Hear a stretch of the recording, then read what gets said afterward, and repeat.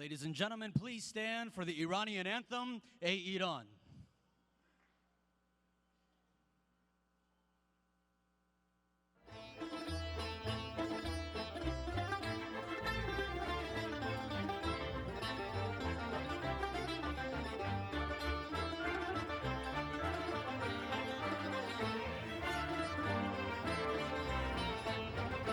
ای ایران ای مرز پرگوهر، ای خاکت سرچشمه هنر، دور از تو اندیشه بدان، پاینده مانی تو جاودان.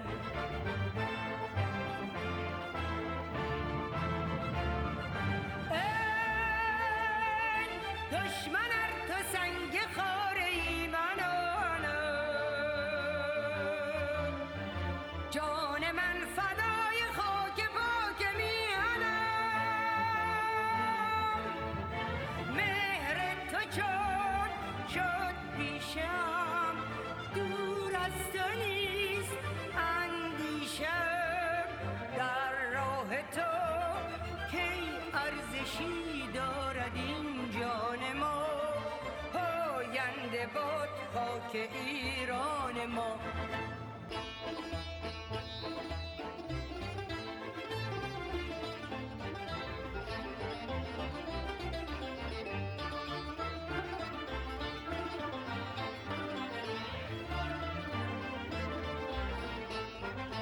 ایران ای خرم بهشت من، روشن است و سرنوشت من.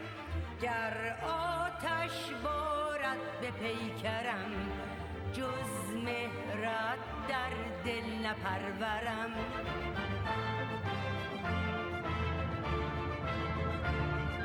با آب و خاک و مهر تو سرشته شد گلم. مهر اگر برون رود تهی شود دلم. مهر تو چون شد پیشم، دور از تو نیست اندیشم. در راه تو کی ارزشی دارد این جان ما، پاینده باد خاک ایران ما.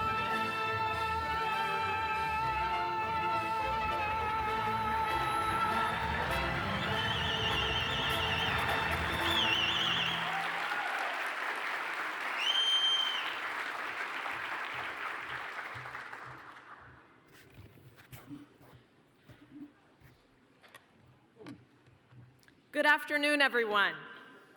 Welcome to our conference, Free Iran, Solutions to Warmongering, Terror, and Internal Repression. My name is Anna Sami, and it is my distinct pleasure to serve as your MC today.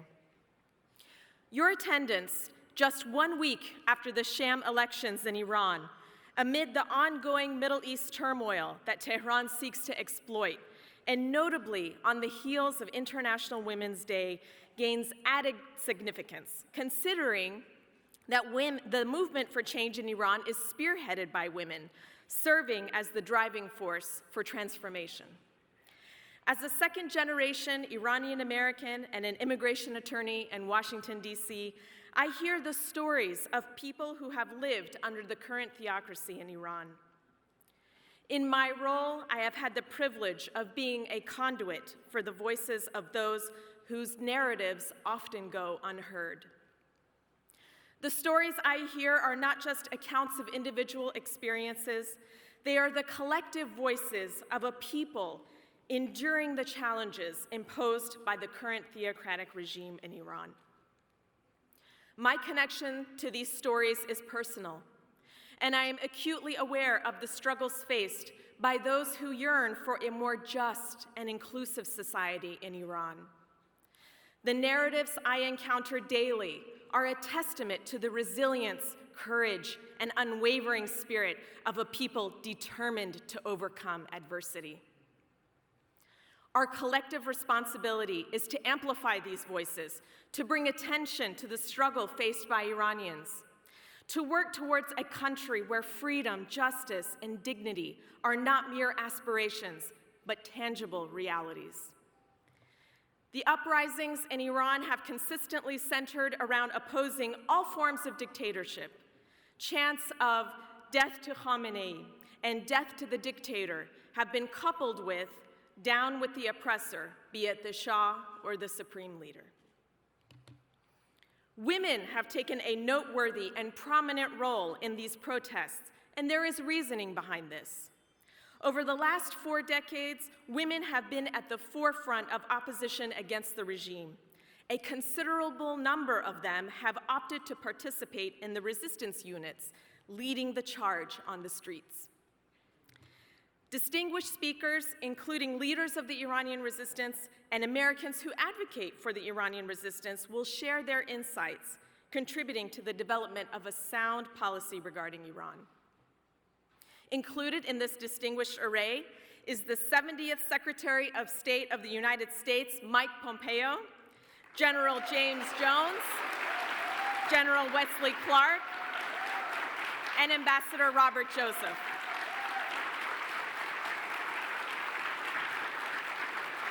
With that, it is my privilege to introduce our keynote speaker, joining us live via satellite from Europe, Mrs. Maryam Rajavi, the President-elect of the National Council of Resistance of Iran. We welcome your remarks.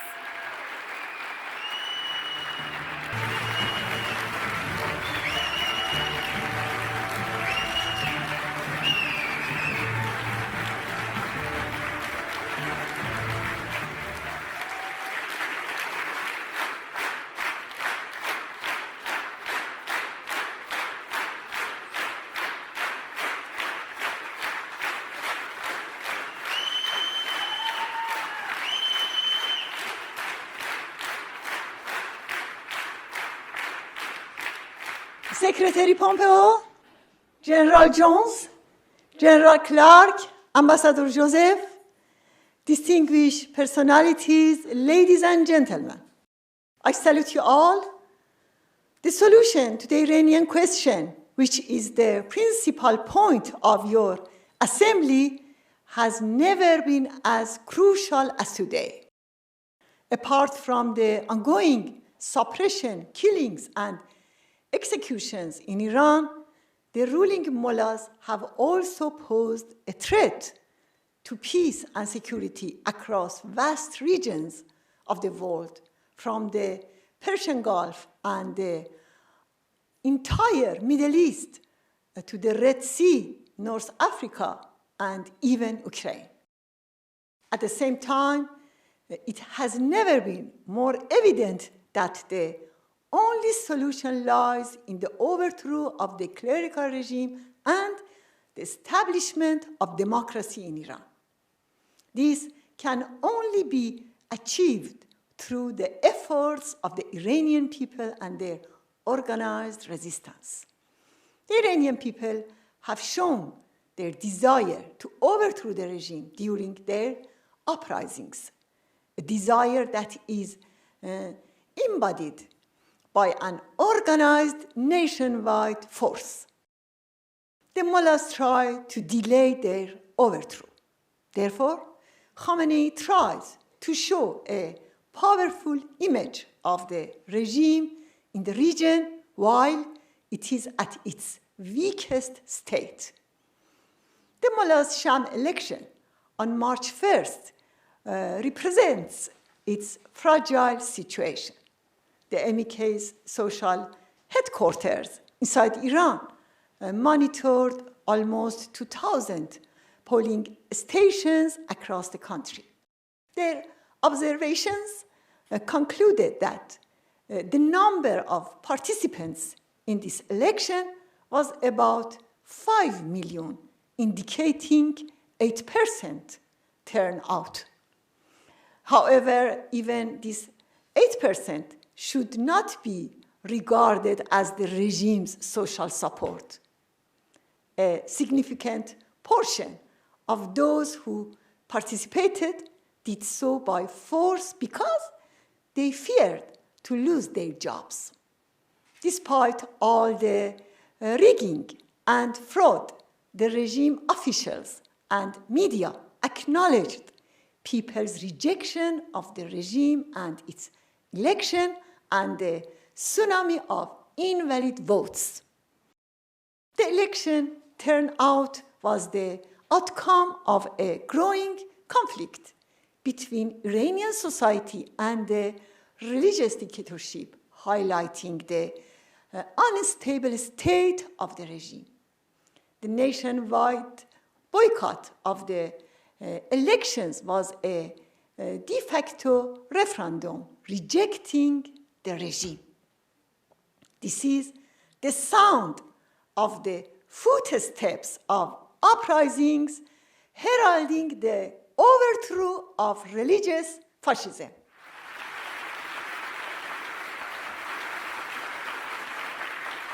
Dear friends, the regime is in a deadlock and on the verge of overthrow. It resorts to various tactics such as escalating suppression and executing political prisoners. It is also laying the groundwork for terrorist attacks against the PMI and the Iranian resistance. The main goal of the sham trial of over 100 members of the Iranian resistance in their absence is to deter the younger generation from joining the PMI and resistance units inside Iran. The regime also intends to exert pressure on members of the resistance in Ashraf-Tir Albania. Secretary Pompeo, General Jones, General Clark, and Ambassador Joseph have previously visited Ashraf-Tir. On the other hand, Khamenei's goal in starting the war was to delay the regime's overthrow by an uprising and organized resistance. And attacks carried out by IRGC proxies from the Red Sea to Iraq, Syria, and Lebanon have created extraordinary circumstances. This situation enables us to correctly assess the past and see the future solution. When it comes to the past, history has proven that appeasement leads to war. The change in behavior of Iran's rulers is an illusion. The policy of providing incentives to the mullahs has only emboldened them and bringing the world closer to war. As Secretary Pompeo emphasized in his recent article, appeasement has never worked a single time in history, and it won't work now. Now, let us look forward to the future for the right solution. One solution is to contain the mullahs regime, which is the source of warmongering and terrorism. However, while this is a step forward and may have a temporary impact, but it will not resolve the problem. The correct and fundamental solution lies in the overthrow of the clerical regime by the Iranian people through their uprisings and organized resistance.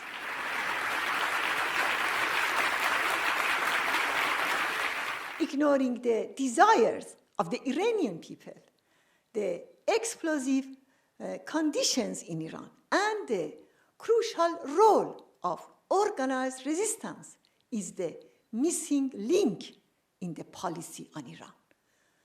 Practical steps must be taken to address the suppression of the people of Iran and the regime's warmongering in the region. Comprehensive sanctions, including those on oil trade and banking activities, are crucial and must be implemented. However, the only solution is uprising to overthrow the regime. the people's uprisings and the September 2022 uprising, along with thousands of anti-repression acts by resistance units across Iran, as well as the recent nationwide boycott of the sham elections, show that the regime's overthrow is within reach. This is the correct path to establishing democracy in Iran and promoting peace and tranquility in the region and the world. The current situation requires that the international community adopt a right and firm policy vis-à-vis the religious dictatorship ruling Iran. Yes, Iran will be free and a democratic republic will be established, and as the late President of the United States, Abraham Lincoln, said, a government of the people, by the people, and for the people.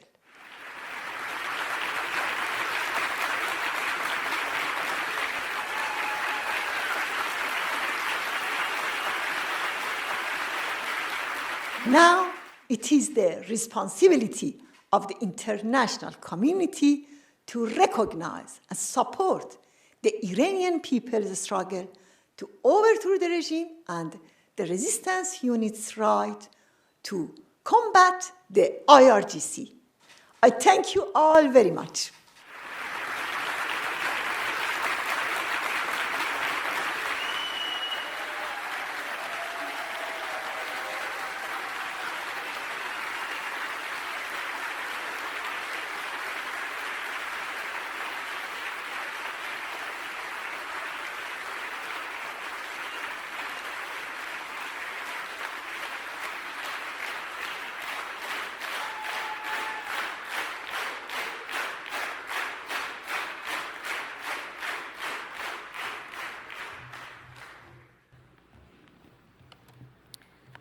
I want to extend my sincere appreciation to Mrs. Rajavi for her eloquent remarks, which echo the sentiments of the Iranian people and underscore the shared responsibility we all bear in fostering change in Iran.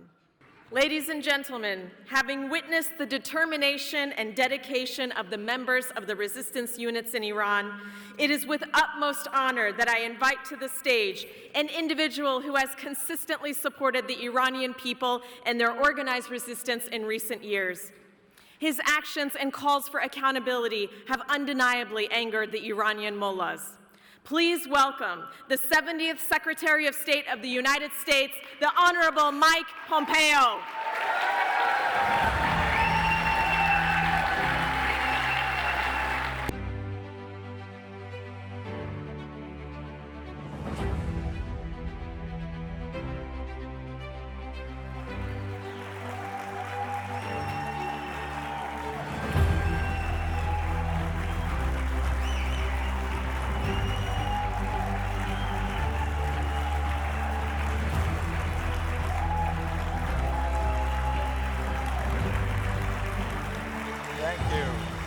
Thank you so much. Bless you.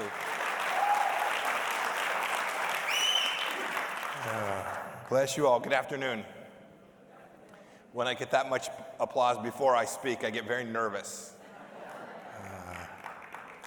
It is so wonderful. Thank you. It's so wonderful. It is so wonderful to be back here today with so many friends at the Trump Hotel. So many people who came together and are committed to seeing a free Iran. And I want to take a moment to acknowledge the many people so far from here who are watching, taking risk to their own lives. Bless you all for what you do each and every day. I want to thank Generals Jones and Wesley for being here. Ambassador Joseph is here as well. So many other dignitaries too.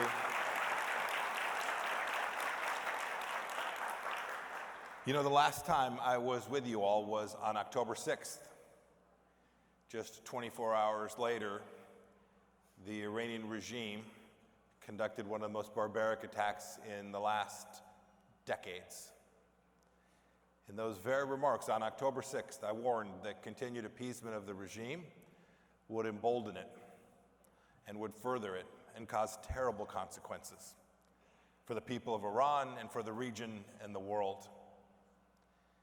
I couldn't have predicted precisely what happened that day, but we now all know what happened on October 7th. And months since that, the brutality and the violence, beyond so much understanding, all orchestrated and fueled by the regime in Tehran. We know that further appeasement will lead to further death and destruction. Today, I want to ask every person here, every person to consider some basic facts. These are indisputable. First, Tehran continues to portray an image of stability beside nationwide protests from 2017. You know this, the regime's goal is pretty simple. It is to project power throughout the region. It is to frighten the Gulf Arab states, the Israelis, everyone in the region. We all want just the opposite, and we're going to get it. Second, Tehran is orchestrating the conflicts we see in Israel today, in the Red Sea, where Americans were killed, and all across the region, because it wants the global situation, the global attention to be on it, on its proxies. It wants to distract us from its own internal weakness. This is something we all know. We must not let them do this. Third, Tehran wants to use its terror and mayhem spread by its proxies to get concessions from us, to put fear here in the United States and in its leadership. We should never give in to its demands or reward its brutality and its destruction. We cannot let that happen. Fourth, Tehran's great hope, indeed its prayer, is to portray what is happening in the region as a fight between Israel and the Palestinian people. This is a lie. We must meet it with the truth that the head of the snake of global terror lies in Tehran.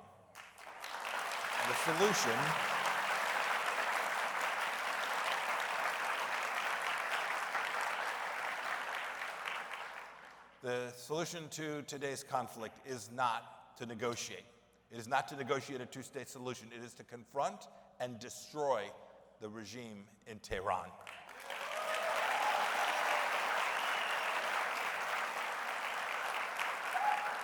The final fact I want you all to consider is that Tehran benefits from anybody who blames Israel, the Palestinian people, for the violence that we're seeing. We know, you know, who Hamas takes its orders from. We know, you know, where it gets its money and its guidance and its training. The epicenter of terror. It is highly unstable, rejected by its own people, and doomed to be overthrown, but they want to tell you that these proxies are just bad actors. We must watch a determination and a potent organized resistance continue to grow.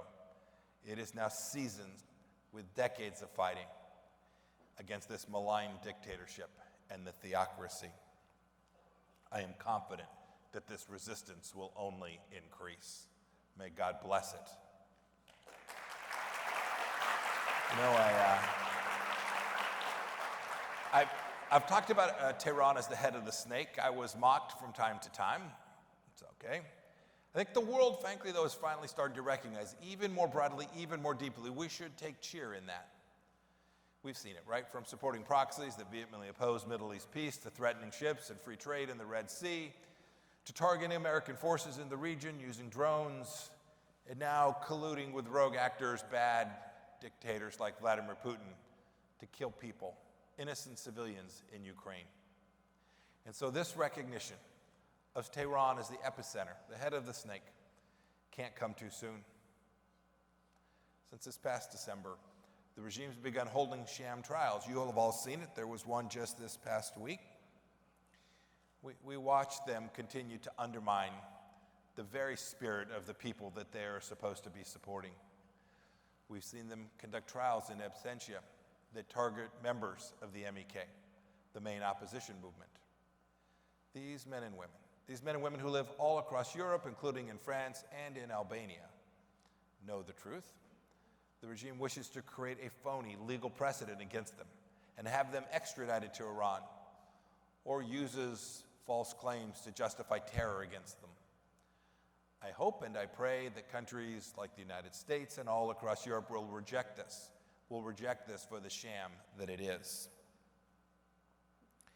You know, we've watched, too, the regime continue to target the resistance at Ashraf 3, a place that I had the privilege to visit not too long ago, where I met in a place with just simple people, dedicated people, noble men and women who have committed their entire lives to liberate their fellow countrymen. These remarkable, fun, smart, courageous individuals have, not surprisingly, become the target of the mullahs, who want very much to see the destruction of them and of their institutions. Indeed, many of the folks who I met with when I traveled there were survivors. They were witnesses of the 1988 massacre, whose main target and the majority of its victims were members of the MEK. To see the Butcher of Tehran nominally in charge of that place today surely breaks so many hearts, including, I'm sure, yours, and I know mine. We, the United States, has to do everything it can. We have many tools. We have to ensure the continued safety and security of the people living at Ashraf 3, and I hope that our lawmakers and our leaders all across the political spectrum will take prompt and appropriate steps to help the government of Albania uphold all of the fundamental rights of the people that are living there, the residents of Ashraf 3, especially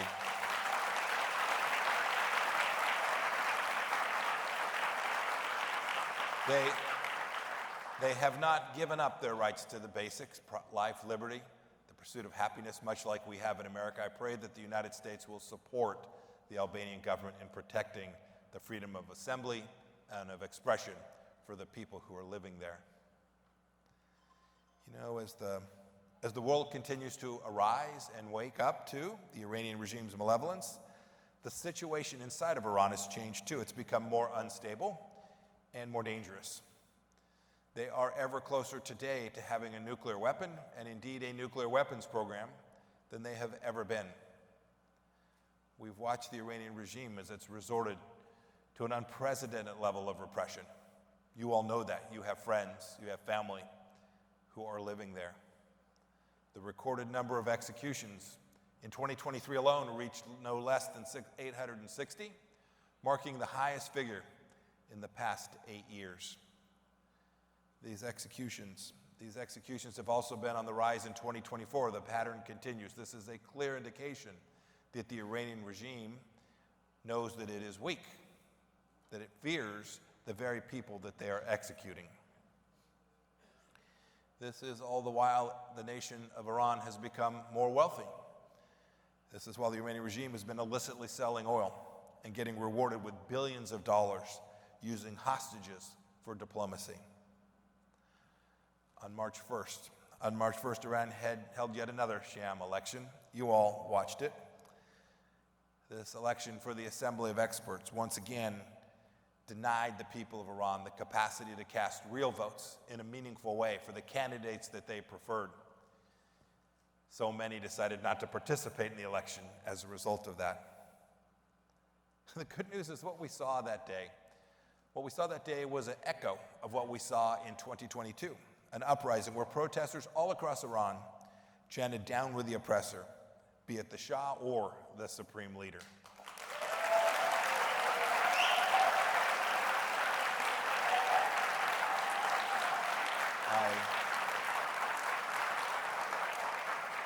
I didn't get an opportunity at the beginning to congratulate Mrs. Madam Rajavi, and her movement for leading the boycotts of these elections. And having done so now for decades, yes, she should be deeply thanked for that.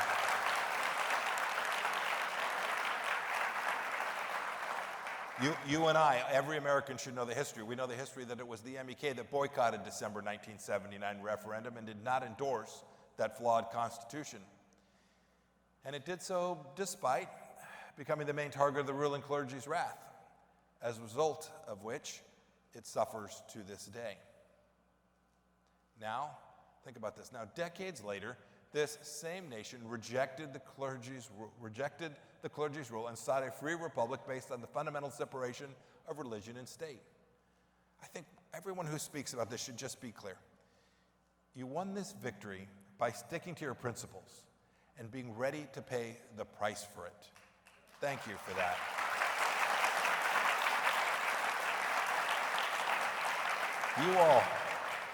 You all know what Iran is going to be, what it can be. Iran could be an incredibly rich, prosperous country. We know this. Where do its resources and riches go today? They fund terror. Billions of dollars are spent on Iranian proxy forces every year. The people of Iran know this too, not just those of us on the outside. Ever since the protests began back in 2017, the Iranian people have been chanting, neither Gaza nor Lebanon, I give my life for Iran. They yell, leave Syria alone, think about us.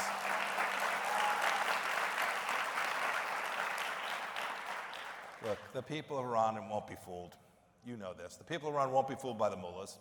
No matter what the regime says, no matter what it tells them, no matter how much pain it inflicts, the Iranian people know because they are brave and they are decent and they are noble, especially the young people.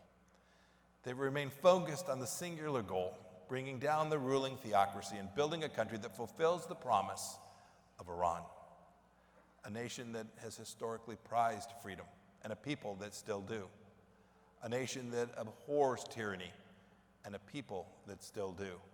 It wants peaceful coexistence with its neighbors. This is what I pray for. This is what we all must continue to work for.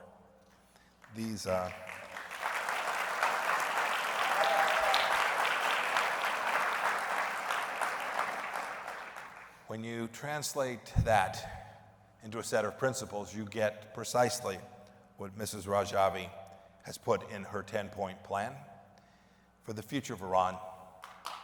The 10 points matter.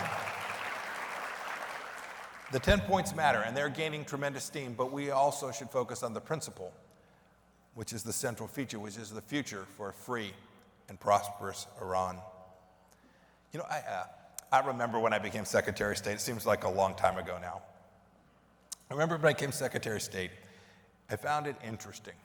I found it interesting that the mullahs constantly say there is no alternative to their regime, and yet spend $1 billion to defend against that very alternative. They spend all of their political capital, they spend all their time, all their resources, denying the alternative possibilities. They waged several rounds of major cyber attacks against Albania, asking that government to silence the main opposition. What is it they are afraid of if there's no alternative? You know this. Every single week, and largely as a matter of course, every single week, inside every single city in Iran, the regime directs its Friday prayers to its leaders to chant against a non-existent alternative. All this energy should encourage us. It should remind us that the only alternative is the resistance and the efforts to upend this evil regime.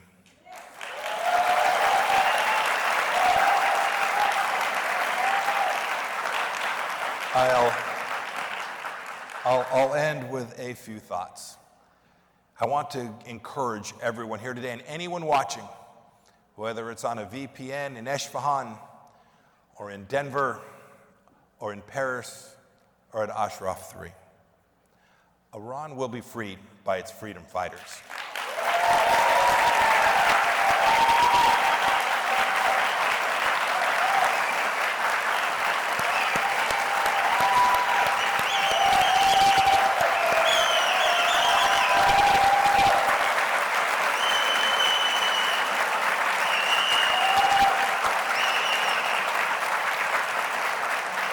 You can feel it. You can feel it in this room here in Washington, D.C. The resistance movement is real, and it is a nightmare for the IRGC.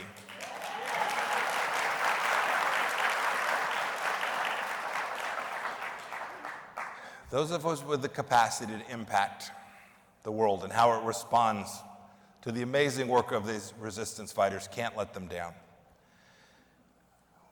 The Iranian regime wants to be rewarded for its terrorism. We can never do that. Hostage-taking, proxy wars, these are the tools of weak men. The strength lies with the Iranian people. Reward them, not the terrorists.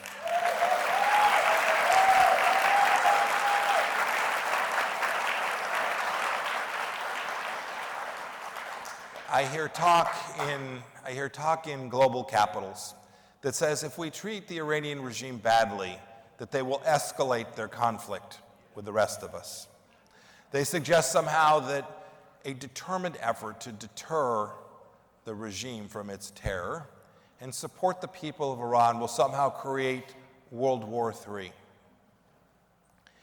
The evil we saw on October 7th against an innocent people in the desert of Israel should remove any idea from anyone's mind that weakness will generate peace. It is not possible. I remember the debates inside of our own administration when the risk of deterrence failing had become even more real.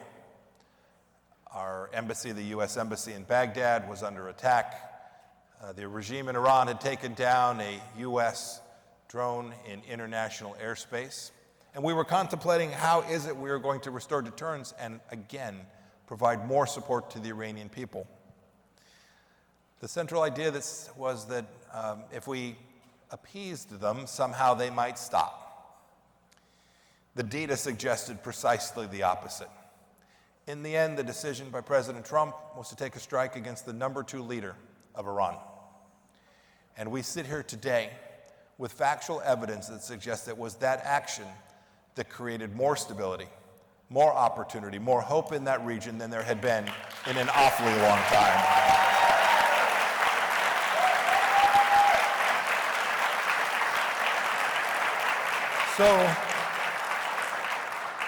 So let's get it right. Let's get it right. Leaders in Europe, leaders in the West, let's get it right. The Iranian people have not asked for boots on the ground. They haven't asked for our young men and women to risk their lives. They have only asked us to support them so that they may do the right thing for their children and grandchildren, and they are prepared to risk their lives for that.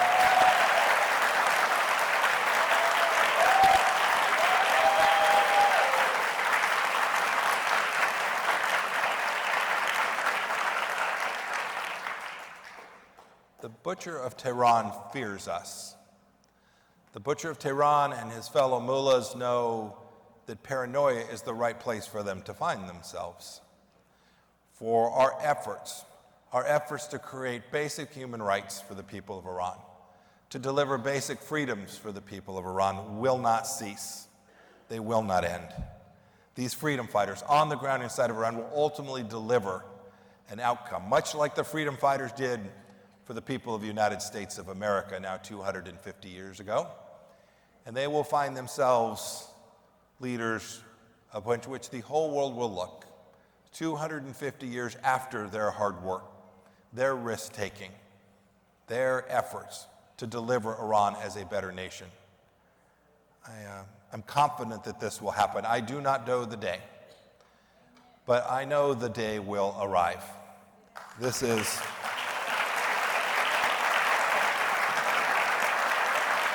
the page.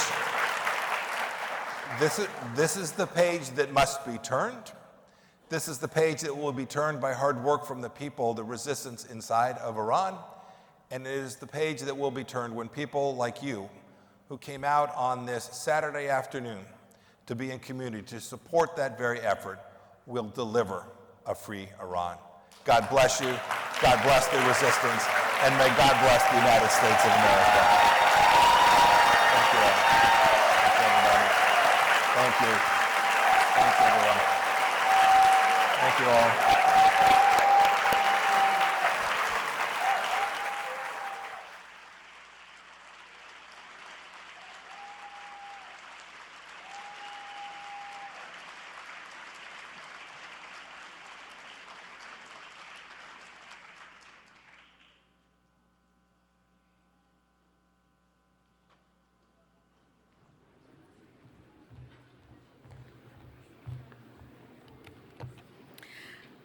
I am now honored to introduce to you General Wesley Clark.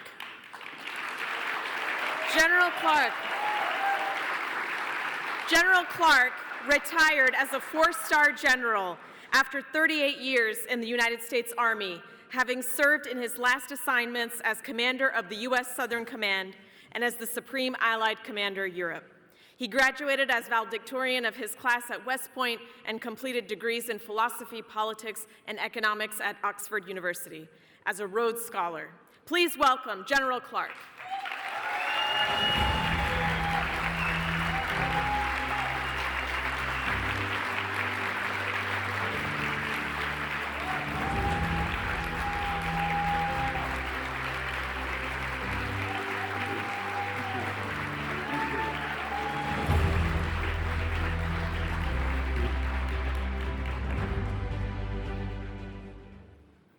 Mrs. Rajavi, ladies and gentlemen, General Jones, Ambassador Joseph, sorry, Secretary Pompeo ducked out, but what an honor it is to be here with you and to feel the force of this community in Washington and around the world pressing for change and democracy in Iran.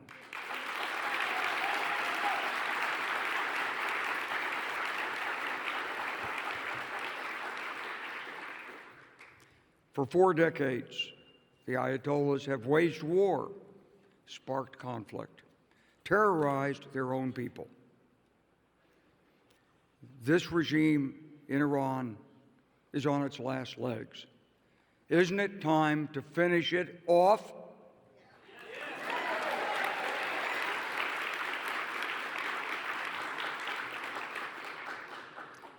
You know, for Americans, it began with the seizure of the American embassy and the assassination and murder of Iranian friends who had been educated, worked with, or associated with the United States.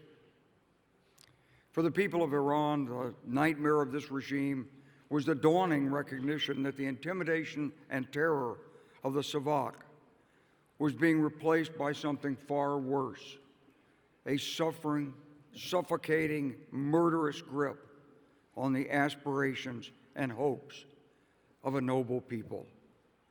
It's time to end that suffocation.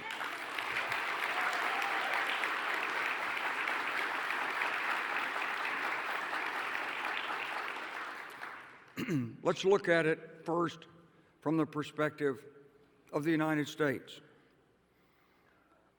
The regime in Iran named foreign adversaries, Satans, I guess to seek some kind of legitimacy. And for over 4 decades, its foreign policy has been duplicitous with the West, smiling on the one hand and on the other, waging conflict and war through proxies, aiming at domination of its neighbors in the region. You know, the regime does run a global terrorist network that traffics in arms, assassinations, smuggling, other criminal activities. Its Hezbollah affiliate in Lebanon controls much of Lebanon. It's used it as a base for aggression. Its trafficking with Bashar Assad in Syria propped up that murderous regime.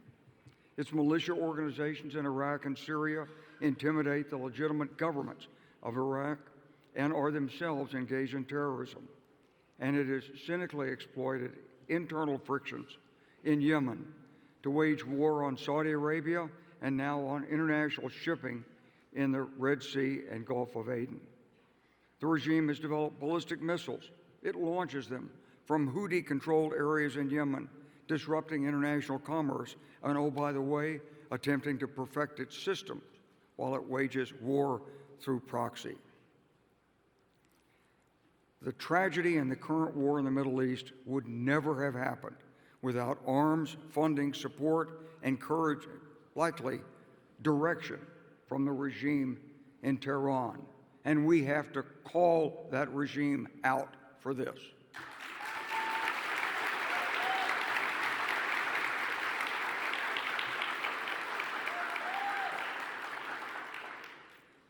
In a few months, we can expect Iran to declare itself as a nuclear weapons state. The Ayatollahs probably believe that this will enable them to intensify their attacks on Israel in the West without reprisal. But they're wrong. It will certainly provoke a nuclear arms race, destabilize the region, and may provoke a wider war. I say this to my friends in the West. We can no longer afford to temporize, dawdle, appease, and hope in dealing with this regime that something is going to change. It won't.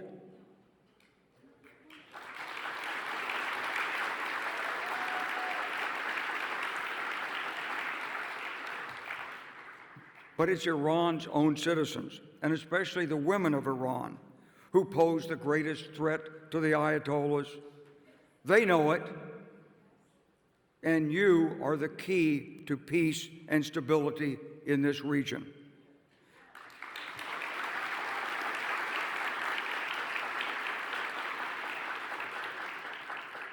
Ms. Mariam Rajavi and the National Council of Resistance of Iran and the MEC have proven over the years that they have staying power, determination, courage, will, and the power to eventually overthrow this regime.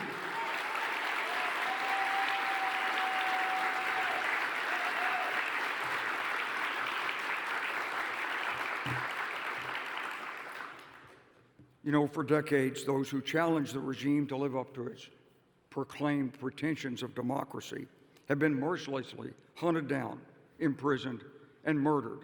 And no one knows it better than you all. These periodic elections that were held, where Iran claimed to be the only democracy and the real democracy of the Middle East, they weren't real elections. The votes were garnered through illusion and intimidation, and the choices were just various cliques of the same tyrannical regime. There was nothing free or fair about them. Iran's regime has made a mockery of the UN Declaration of Human Rights, even as it claimed legitimacy for itself as a government. Since 2017, the regime has had to face a virtual powder keg of resistance. And even in the face of harsh repressive measures against demonstrators, over 30,000 people arrested, many executed. Since 2022, the resistance has not only continued, it's deepened, led by this National Council of Resistance of Iran.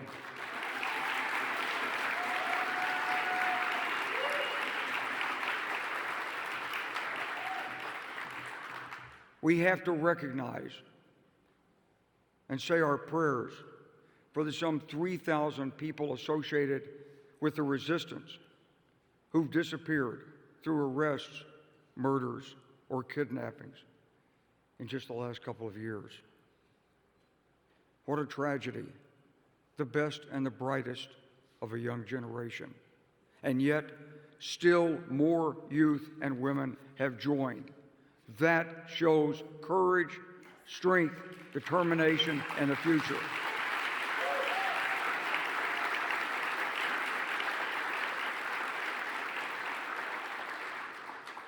They join because they want a future of freedom. They want democracy. They want to live in a state that's peaceful and integrated and respected in the world community, not headed by a bunch of outlaw mullahs. They chose and they are choosing their future for this great country of Iran.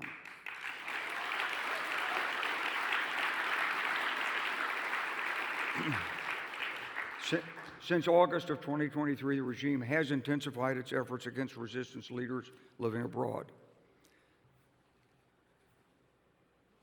I see we've got some security here, and that's not by accident. The regime has initiated charges, held sham trials. It's an effort to gain international support, and this after 100,000 MEC members have been ruthlessly imprisoned and executed in Iran in recent decades. Of course, these new proceedings, they're a total sham. They don't have the norms, they don't have the standards of a real trial, Amnesty International calls it like it is. They know what it is.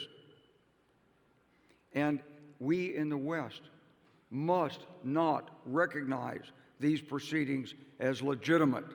We must not honor what this regime is attempting to do to the brave resistance leaders who live and work abroad.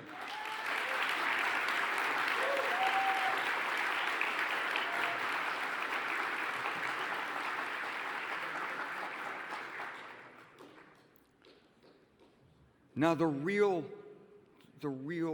message of hope was delivered by the people of Iran in the elections on March 1st.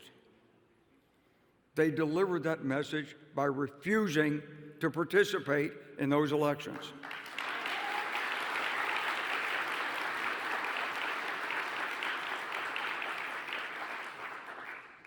Even the regime couldn't hide the fact. They admitted the participation was low. They said, I think, something like 40%. Well, let me tell you something. My friends on the inside say the participation was 7%.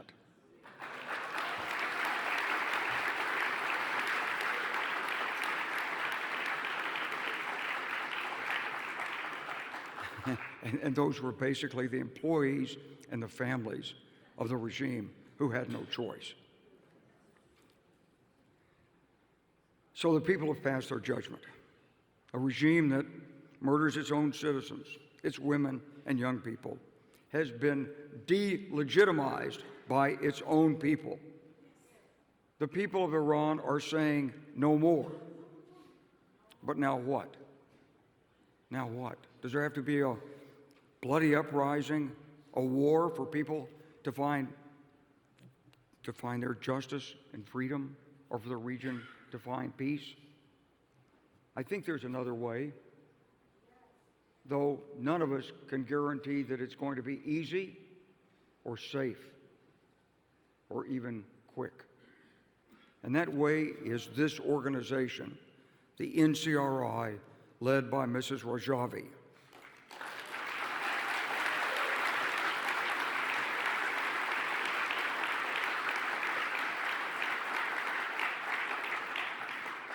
Look, this organization has leadership, it has structure, it has commitment, it has a positive democratic program for change. The 10-point plan would bring democracy and human rights to Iran and peace and stability to the region. We have here the future government of Iran.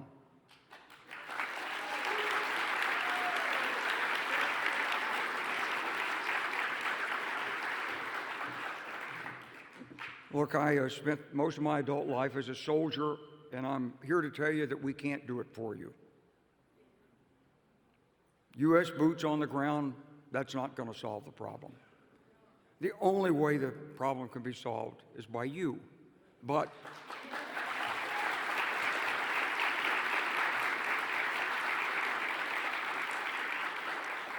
here's the point for our American and European friends who are listening, and I hope they are listening. We have to face the truth about this regime. It is not reformable. It is not going to alter its policies, and no amount of pleading, cajoling, or appeasing will change its trajectory.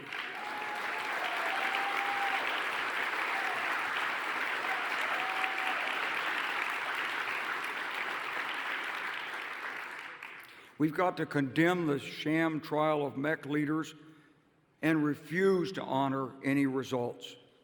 Instead, we've got to bring charges against the leaders of the regime in Tehran for terrorism and aggression.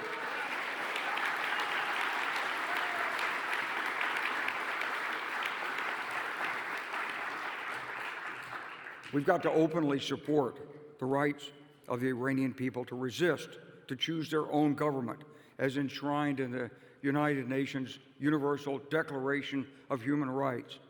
Protest and resistance is not illegal. It's mandatory in this circumstance.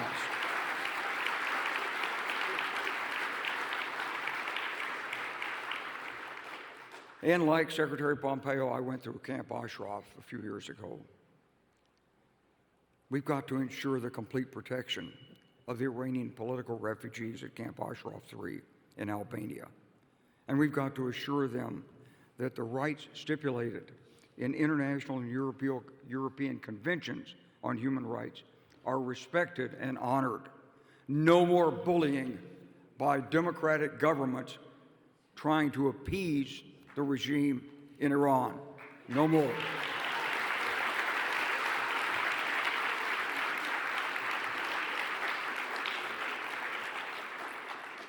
Now here's what we in the West could do and should do. We should take away the legitimacy of the Ayatollahs. We should ban their regime from international organizations, confiscate their hidden wealth abroad, sanction their leaders, diplomats, and traitors, cut them off from Western finance, technology, and trade that's sustaining the Revolutionary Guards and their engines of repression, and above all, hold them legally accountable for the violence in the Middle East. It's not just a matter of politics. It's not just a matter of deterrence. We must use the weapons of international law. And at the same time, we need to move step by step to recognize the legitimacy of the NCRI and enable it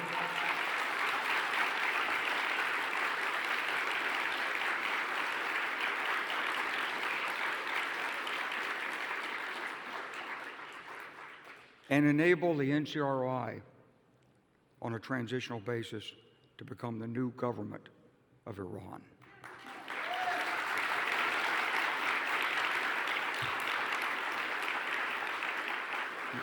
That's the path. That's the path forward for democracy, for peace and stability. And ladies and gentlemen, we cheer you, we support you as best we can, but the future is in your hands. God bless you.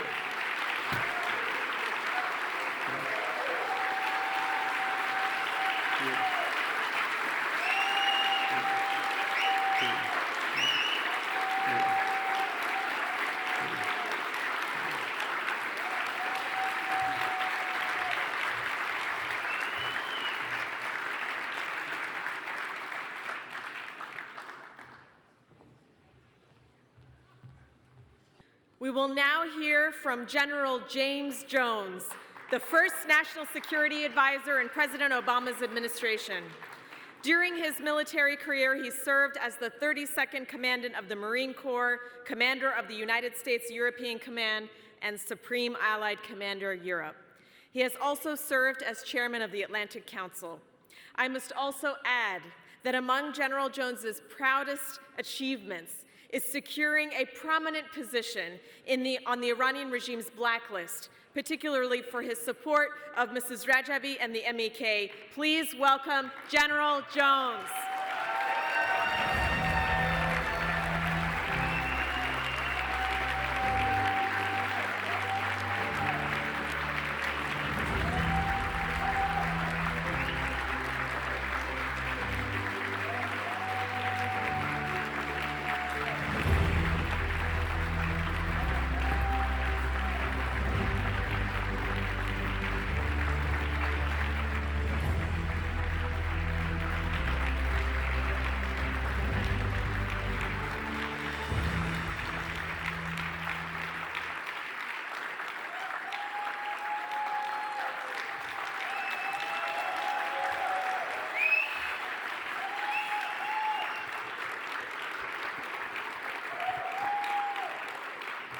Thank you.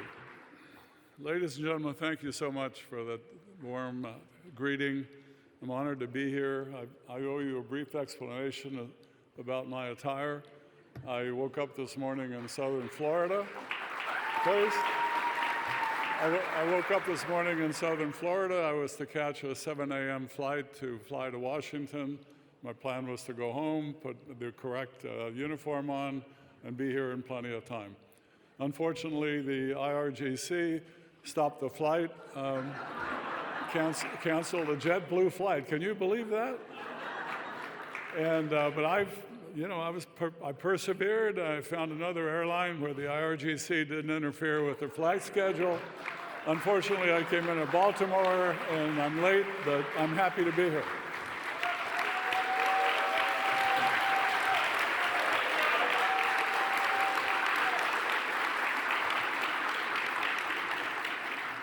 So, Madame Rajavi, Secretary Pompeo, I'm happy to see him here, General Clark, Ambassador Joseph, the brave people of Iran, and also to the regime for whom much of what I have to say is intended.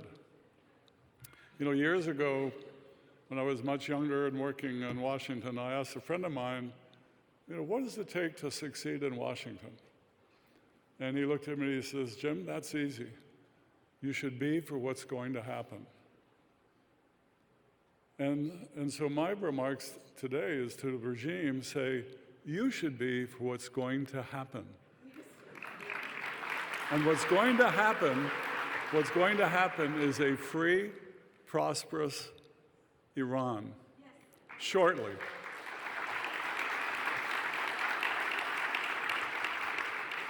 So today, as we convene in this beautiful hall, let's all of us acknowledge the gravity of our shared reality. The Iranian regime still persists as a central hub of terrorism in our world. This is not a mere assertion, it's an indisputable truth, woven into the fabric of the regime's actions, which sows chaos, instability, and anguish throughout the Middle East and through much of the world. Seated in Tehran, this regime embodies the head of the snake, as has been mentioned before, of Islamic fundamentalism and terrorism around the world. It's a venomous force. All snakes have venom. It's a venomous force that imperils peace, prosperity, and freedom, and justice. It's for this reason that the Iranian people and their organized resistance are determined to crush the head of this snake once and for all.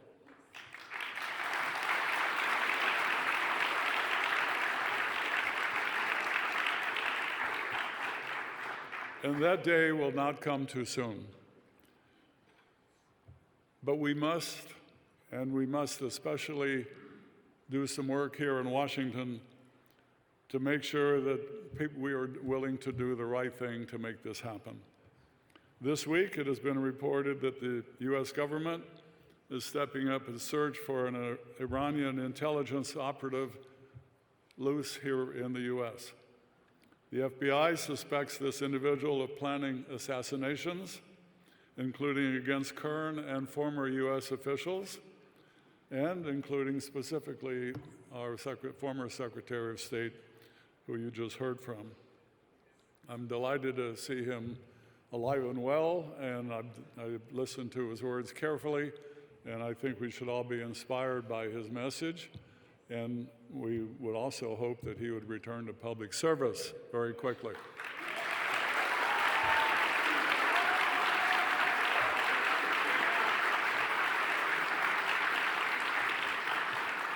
So additionally, in November, Alejo Vidal Quadras, a European politician and ex-vice president of the European Parliament, became an assassination target. Hired criminals were allegedly employed to carry out this act, motivated by his active support for the MEK and the NCRI. But ladies and gentlemen, while the ruling mullahs may project an illusion of strength through terrorism and violence, nothing can hide their profound vulnerability at home. Their fervent support for terror proxies across the region is not a testament to their strength, but an act of desperation, an attempt to cling to power in the face of mounting opposition, coming up from the streets of Iran in increasing numbers every year. The March 1st parliamentary elections, boycotted by the Iranian people, really served as a resounding resignation and repudiation of the regime's legitimacy. the overwhelming majority of Iran's population opted for abstention, a poignant sign of their yearnings for democratic regime and change. And despite all the fraud, according to the regime statistics, less than 8%, and I will say 7% in deference to my friend General Clark, less than 7% of the voters in the capital participated. This was effectively a referendum and a vote by the Iranian people in favor of ending the rule of the clerics in Tehran.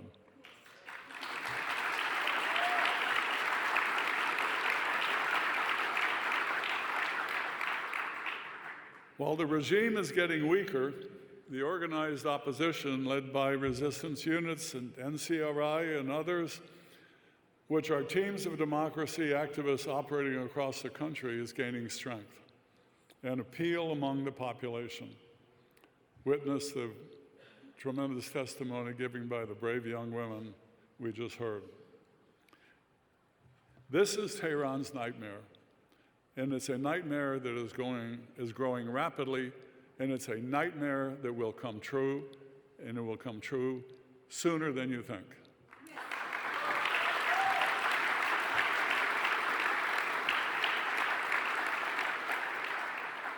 Indeed, since 2017, the Iranian people have risen in successive nationwide protests, courageously demanding the overthrow of the clerical regime. The resounding chants of "down with the oppressor," be it the Shah or the supreme leader, resonate with a fervent desire for freedom and self-determination. The Iranian people, bolstered by organized resistance, possess the power to dismantle the regime's stronghold in Tehran and usher in a new area of peace and prosperity for the region. However, for this region to materialize, it is imperative that Western capitals, particularly this capital, forsake the policy of appeasement and embrace a resolute stance towards Tehran, one that is unmistakable.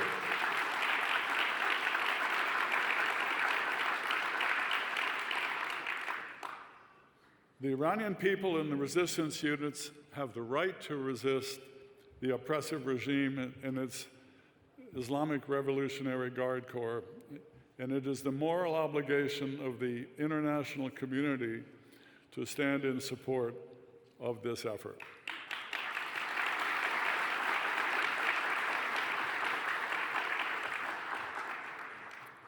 An unequivocal stance by the United States government not only reassures the Iranian people, who love America, by the way, it would also reassure friends and allies throughout the Arab world, and this is a task that is not yet complete. But it can be done, but it has to be done from this capital. With unwavering solidarity in support of the quest for freedom and democracy, let us unequivocally recognize the right to resist and to stand up to tyranny.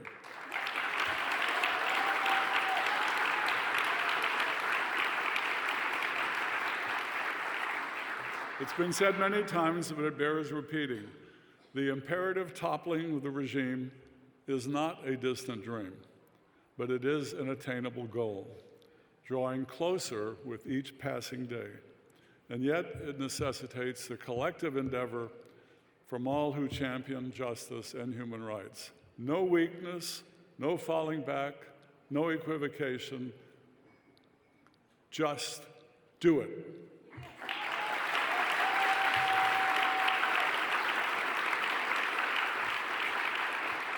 We all know that the right to rebel against tyranny is morally justified, enshrined in the Universal Declaration of Human Rights, a beacon guiding nations towards protecting human dignity and freedom. And since its inception in 1979, the Iranian regime has systematically obstructed peaceful avenues for political expression, clinging fervently to the doctrine of absolute clerical rule.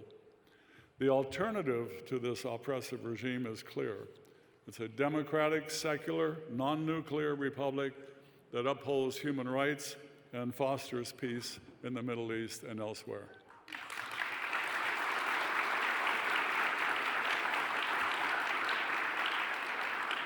Yet even as the Iranian people strive for a brighter future, they face relentless persecution at the hands of the regime. The People's Mojahedin Organization of Iran, or the MEK, and NCRI, have borne the fruit of the regime's brutality, with its members subjected to arbitrary arrest, kidnapping, torture, and execution. In 1988, over 30,000 of its supporters were massacred by the mullahs. Yet Tehran failed to crush the movement. To the contrary, decades later, it is now the children and the grandchildren of relatives of those massacred 36 years ago who are at the forefront of the protests in Iran.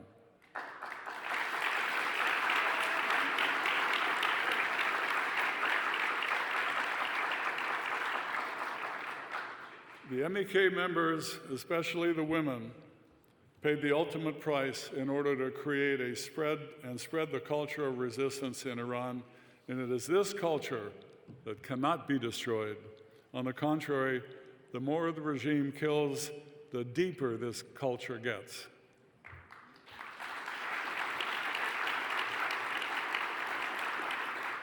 So, failing to crush the movement for change, Tehran has resorted to a new ploy. In the summer of 2023, the Iranian regime announced that it plans to prosecute the leadership of the Iranian resistance, including key MEK members, on baseless charges. A key objective of this sham trial is to demonize the opposition, setting the stage for further executions within Iran and orchestrating terrorist attacks against opposition members abroad. It also underscores the fear the moment continues to incite within the regime's ranks and the increasing appeal of this movement among younger generations, and that is encouraging. So the regime's other goal is to create false judicial precedents for MEK leaders and issue red notices with the Interpol to extradite Iranian resistance leaders back to Iran. The international community must reject that movement.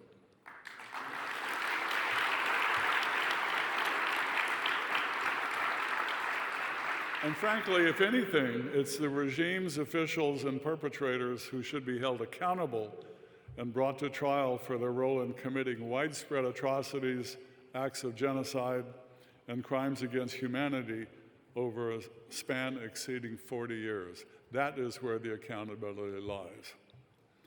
The Iranian regimes to coerce Albania into denying the rights of thousands of the members of the Iranian resistance now residing at Ashraf 3 near Tirana underscore the relentless quest to stifle dissent, even beyond its borders.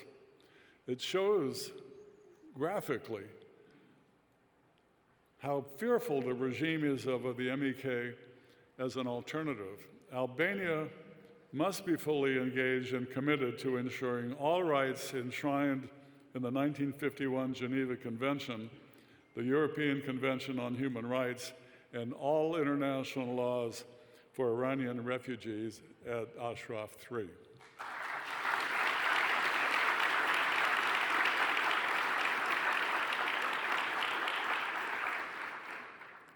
It is interesting to note that the regime has actually told the government of Albania that they will continue to exert and deploy cyber attacks against the Albanian government until the people of Ashraf 3 are expelled from Albania.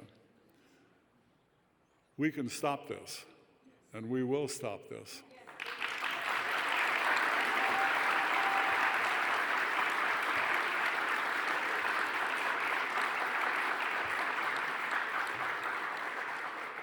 As we commemorate the International Women's Day, let us pay homage to the countless women who valiantly opposed the clerical regime, from Nadia Aga Sultan in 2009 to Masha Amini in 2022, and the thousands who paid the ultimate price in 1998.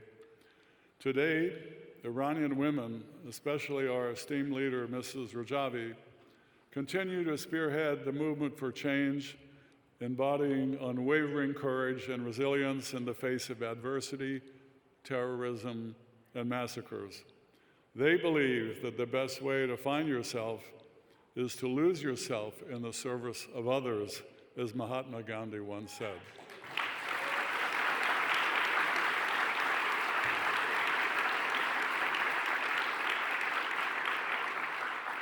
The NCRI and its president-elect, Maryam Rajavi, have championed a 10-point plan, as you've heard today, but bears repeating, a 10-point plan for a democratic, secular, and non-nuclear republic in Iran. This Jeffersonian document, and I use that intentionally because it's correct, it's a Jeffersonian document that delineates a vision free from the shackles of extremism, terrorism, and tyranny, where power is vested in the hands of the Iranian people through free and fair elections.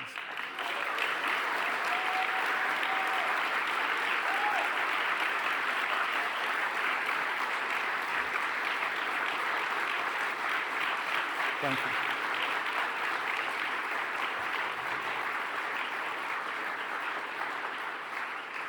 How can any American leader on either side of the aisle disagree with that? How can anyone disagree with that? It is incredible that we still struggle in educating our own national leaders with what exactly Mrs. Rajavi's goal is all about. We must do better than that, and I pledge that General Clark and I and Ambassador Joseph and Secretary Pompeo and all of the ones that are privileged to appear before you once in a while, we will work on that, and we will change those opinions.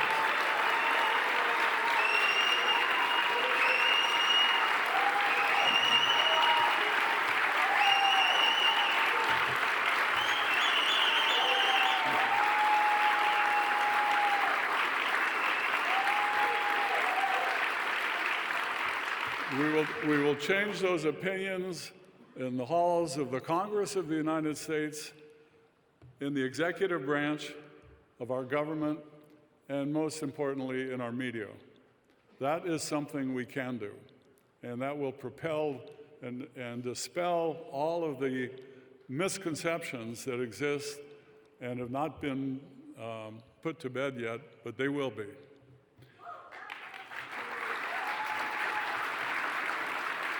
In the Jeffersonian quote, Thomas Jefferson once said, "Eternal vigilance is the price of liberty." And that's an absolute correct quote, and it applies to everything we're trying to do here. So let us therefore be eternally vigilant for liberty. Let us stand in unwavering solidarity with the Iranian people in the organized resistance as they forge towards a brighter future. Let us also reaffirm our steadfast commitment to supporting their legitimate aspirations for freedom, democracy, and peace. And together, let us ensure that the Iranian people have the space and the strength to succeed in their mission to crush the head of the snake of repression, terror, and mayhem in Tehran, paving the way for a new dawn of hope for Iran and the Middle East, and greater peace in the world. Thank you.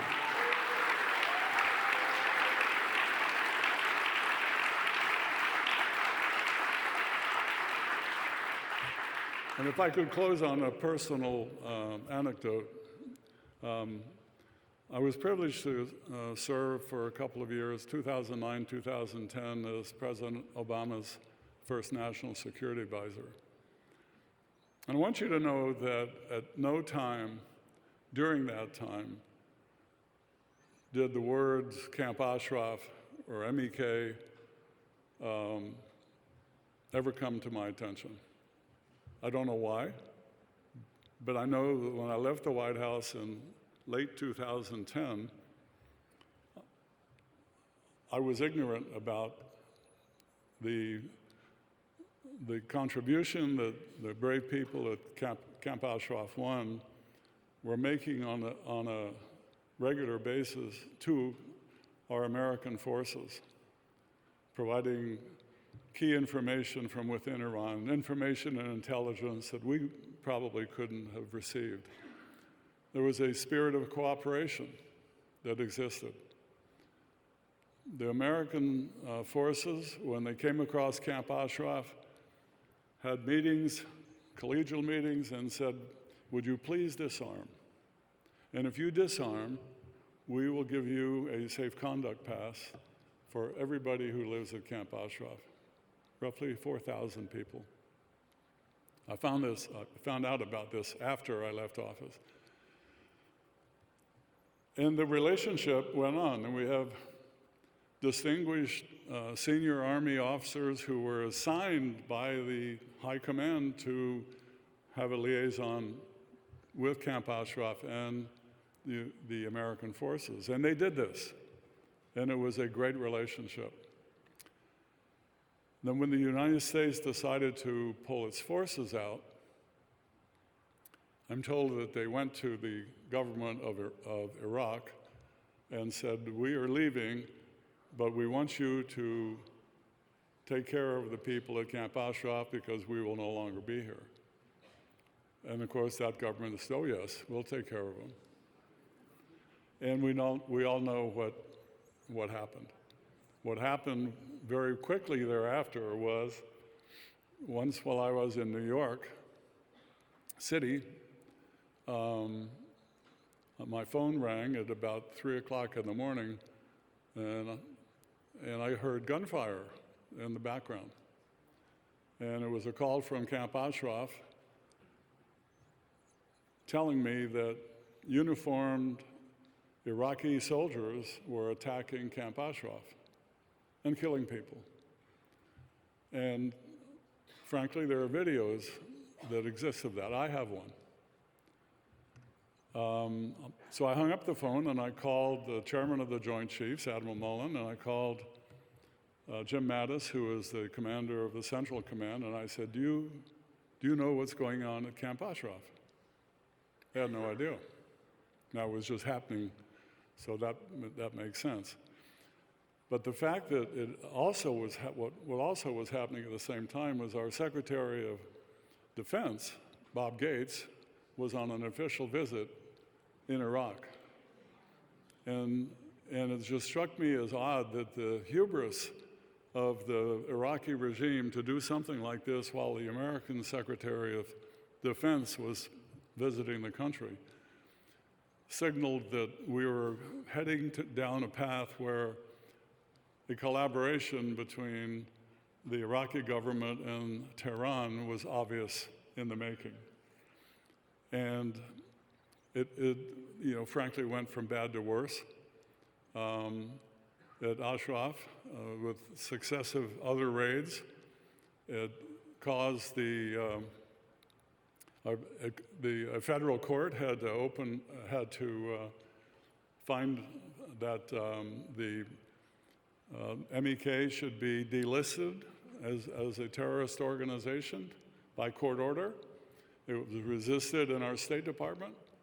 And finally, when the court threatened greater action, they finally lifted that terrorist designation. Then the promise was made that the people of Camp Ashraf, if they located to this wonderful place called Camp Liberty, and it was renamed Ashraf II, they would have a better chance of eventually getting out of the country. That turned out to be a false promise. Eventually, of course, we did, and the treatment that the people at Camp Ashraf II received was also subpar and not in keeping with what I think the best of our values and the best of our instincts are as Americans. We take care of people who are being oppressed. That's our history. we reach out to them.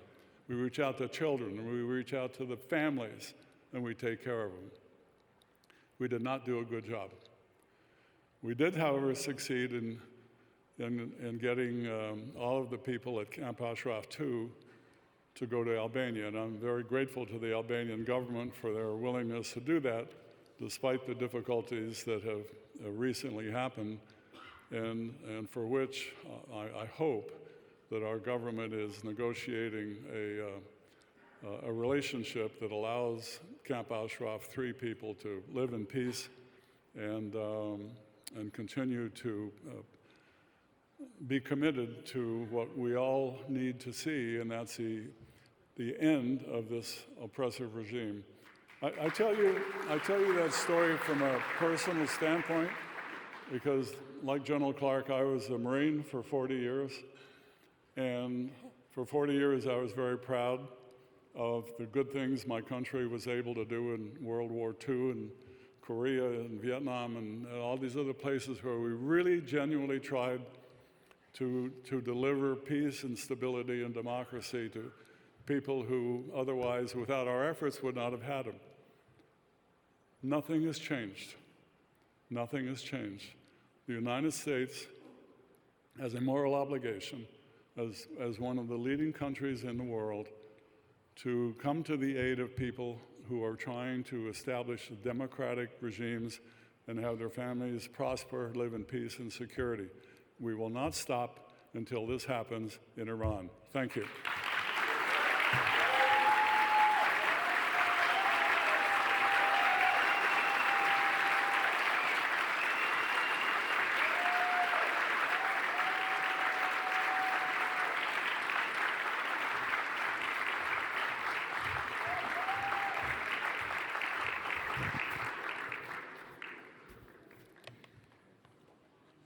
I now have the honor of introducing Ambassador Robert Joseph, who was Undersecretary of State for Arms Control and International Security and Special Envoy for Non-Proliferation.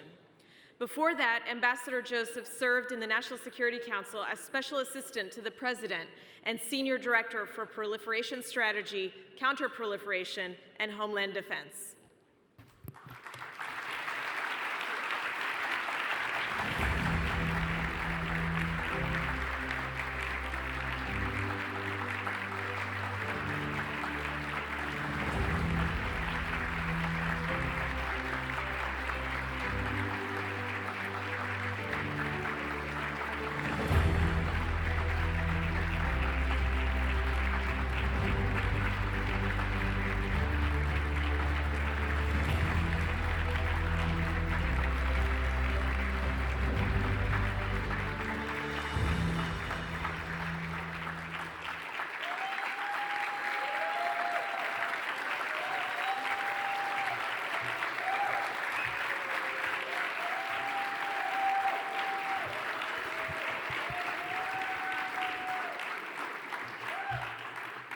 Thank you. Thank you very, very much, and good afternoon to everybody.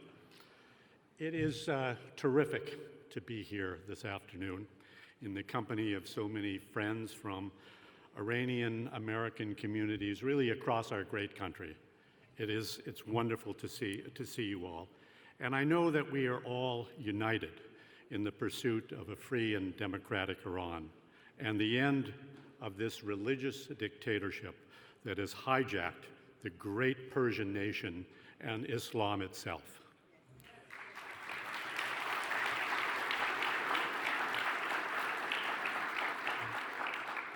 Given established protocol, I knew that I would be the fourth person to speak, following three very prominent, very distinguished statesmen and soldiers.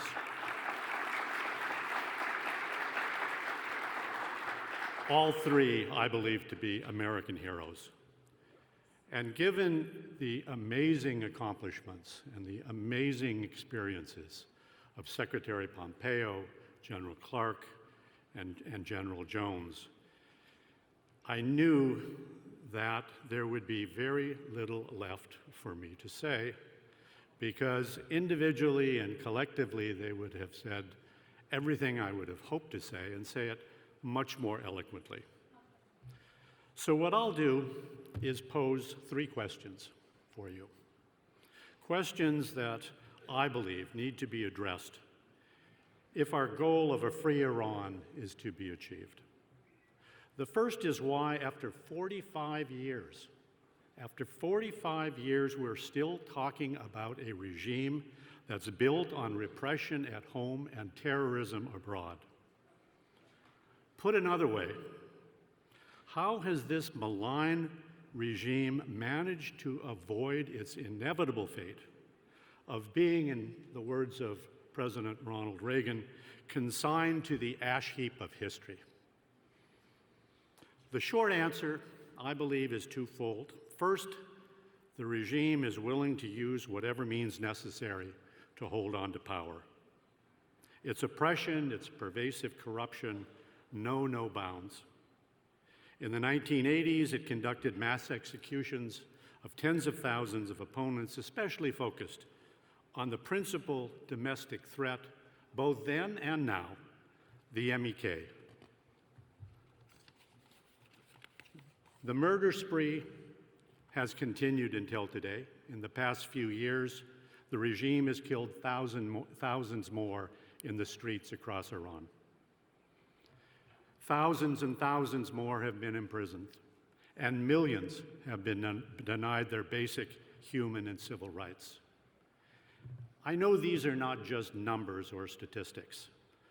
I know this is deeply personal for many of you here today, especially those who have lost your parents, who have lost sisters and brothers, sons and daughters in the mullahs' killing fields.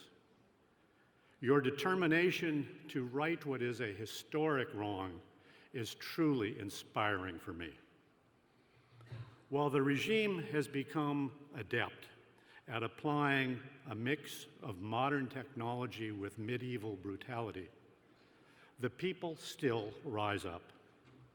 And while the mullahs have developed an oppressive array of cruise missiles and drones and ballistic missiles, they have lost all legitimacy with their own people. In fact, the Iranian people, the first and foremost victims of this regime, have become the greatest threat to the regime. A second reason for the regime's survival is the failure of the international community to stand up to Iran's terrorism, to its regional aggression, and to its crimes against humanity. Russia and China, through their purchase of weapons used to kill Ukrainians and the purchase of Iranian oil, both have become strategic partners with the mullahs without regard to funding terrorism or domestic repression. We should expect nothing less from Putin and Xi. But what about the Western democracies, who, with few exceptions, have consistently made the wrong choice in favor of the regime? And I think this is reflected in policies that have propped up the regime, providing the regime with resources to conduct terrorist acts around the world, to pursue regional aggression, to become a virtual nuclear weapon state, and of course, to repress the Iranian people. And this leads me to my second question, and that is, what's behind this record of bad choices, this record of appeasement? In part, I think it's wishful thinking. How else can one explain the false but seemingly never-ending hope that the regime, if only granted more concessions, will become more moderate? A false hope. In part, it's mirror imaging. How else can one explain the belief that the regime will actually honor its commitments when it has an unblemished record of failing to do so? In part, it's the now revealed Iranian-sponsored disinformation efforts that have been very effective in a most perverse way in shaping the views of many so-called experts in academia and think tanks. How else can one explain the public attacks by these useful idiots, to use Lenin's term, on the democratic opposition and their support for a regime that has committed horrific atrocities against the Iranian people. I say shame on these useful idiots. Shame on them.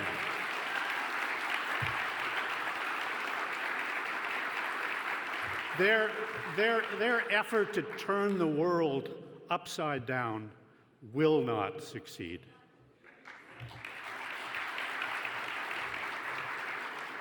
Incredibly, some of these regime influencers, if I can use that term, have taken high-level positions in our government, serving as architects of the failed and flawed nuclear agreement, and in the most prominent case, becoming, and you can't make this up, becoming the Iran envoy until losing his security clearance 1 year ago. Again, shame on these people.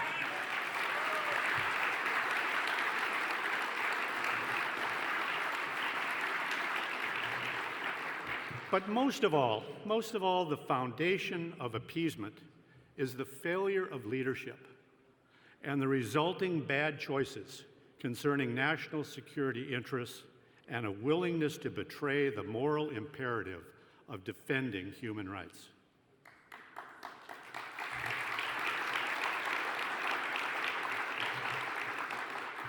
This is not a blame America first statement. This is a responsibility shared by almost every Western democracy. How else can one explain the failed policies over 20 years intended to constrain Iran's nuclear program through negotiations and the acceptance of Raisi as a legitimate head of state when he personally participated in the mass murder of thousands, a man with blood on his hands?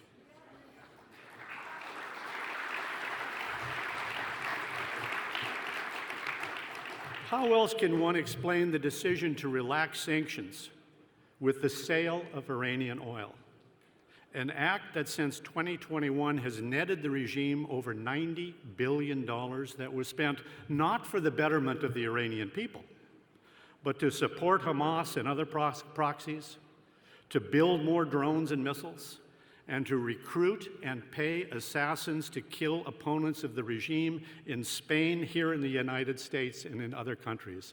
This is the evilness of the regime that we are dealing with. This leads to my third and final question, and that is, what needs to be done?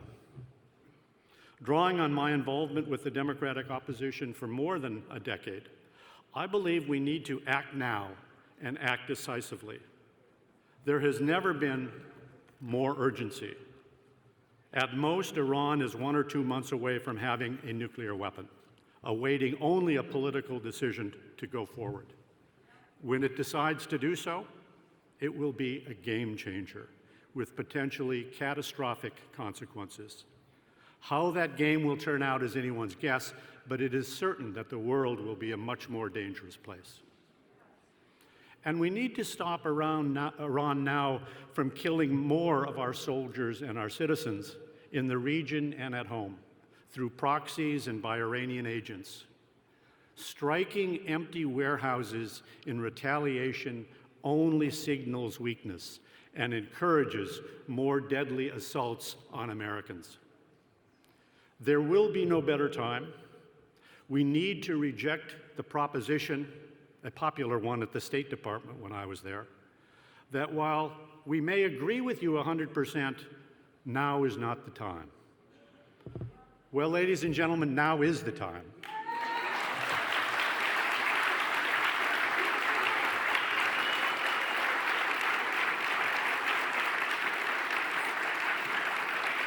This is a desperate regime, While the mullahs may have tried to put forward a veneer of legitimacy through fake elections and sham show trials, no one has been fooled, least of all the Iranian people, who just last week, as others have pointed out, boycotted the rigged elections with what was likely an historic low turnout. The people continue to protest even as they risk their lives in rejecting the dictates of the regime. The regime's foreign aggression through terrorist proxies in Iraq, Lebanon, Yemen, Syria, Gaza is also an act of desperation, using the specter of foreign enemies to divert and subvert the attention of its own domestic opposition. This will fail as well, as the Iranian people have simply had enough. I need to be clear, as others have, that this is not a call for military intervention by U.S. armed forces.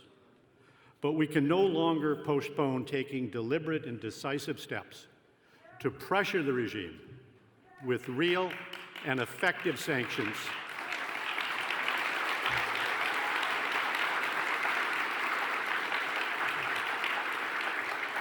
maximum pressure is practiced by Secretary Pompeo and his team in the Trump administration. But the goal of this pressure should not be to encourage Iran to negotiate on its nuclear program, a seductive but feckless pursuit. Rather, the goal must be to isolate and destabilize the regime while supporting the democratic opposition in overthrowing the religious dictatorship from within by the Iranian people.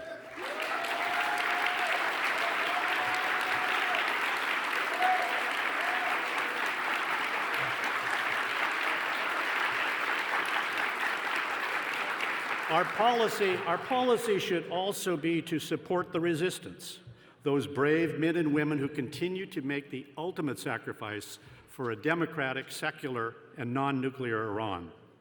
This support can come in many forms, from helping to ensure the protection and rights of the political refugees in Albania, to public and policy statements that recognize the right of the Iranian people to self-defense in their rejection of a tyrannical government.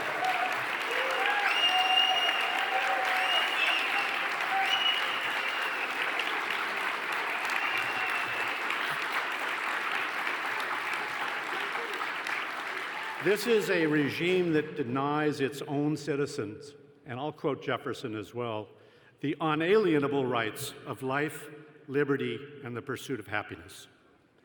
These rights, enshrined in the American Declaration of Independence almost 250 years ago, are as important and relevant today as they were then. As others have stated, these and other goals are best conveyed in the 10-point plan of Mrs. Rajavi in the NCRI, a plan endorsed by hundreds of leaders around the world with bipartisan support in our own Congress. Today, the choice is clear between a dark, dystopian existence and a positive democratic vision for the future of the Iranian people. It's time to choose, it's time to act. As Mrs. Rajavi has said, we must crush the head of the snake.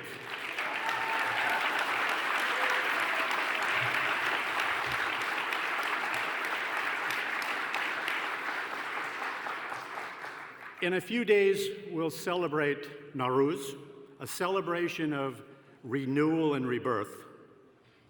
Let us pray for the rebirth of the great Iranian nation and the end to the nightmare of the mullah's rule. As it was in my country 250 years ago, and this is a message to you, to all members of the NCRI, to the brave residents at Ashraf 3, and most of all, to those in the frontline resistance units in Iraq. You will prevail. The people of Iran will prevail. Freedom will prevail. Thank you very much. Thank you. Thank you.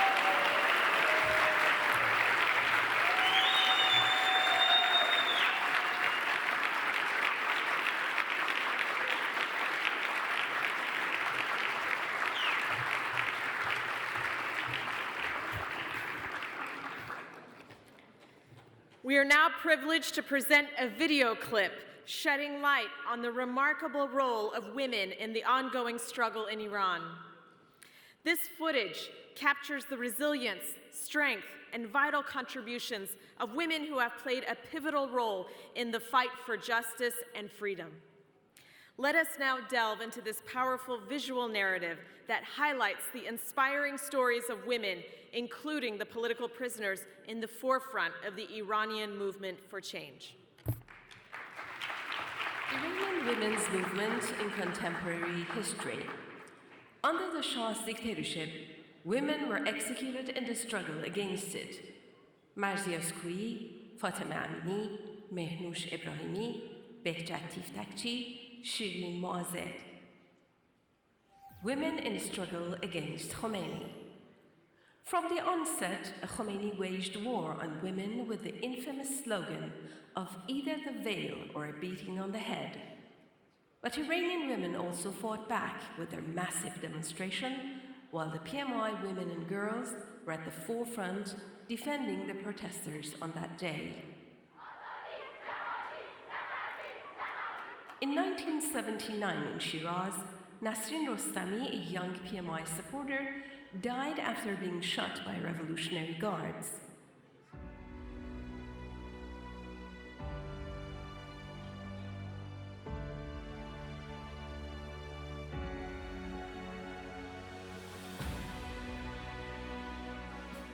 The clerical regime started slaughtering the PMI members and sympathizers, including young girls, in the aftermath of the June 20th, 1981 peaceful demonstrations.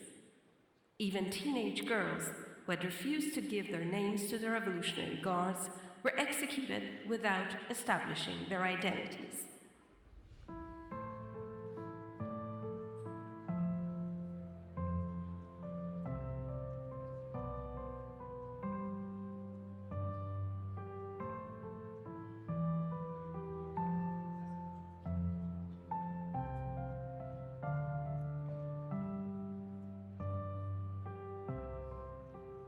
And other women who, after years of torture in the Shah's prisons, were executed by the Mullah's regime. Masoumeh Shadmani, or Mother Kabiri, Ashraf Rajavi, and dozens of other female freedom fighters. Quite a few PMI women gave birth to their children in Khomeini's dungeons. The struggle of PMI women in the regime's jails has continued for the last 4 decades. Maryam Akbari Monfared was arrested and sentenced to 15 years in prison in 2009 for supporting the PMI. Additionally, 3 of her brothers and 1 sister were executed by the Mullah's regime for their support of the PMI. After enduring torture, Maryam was banished to the prison of Semnan and was subsequently sentenced to 3 more years in prison. Another crime attributed to her is seeking justice through legal action against her executed siblings in the massacre of political prisoners in 1988 by the Mullah's regime.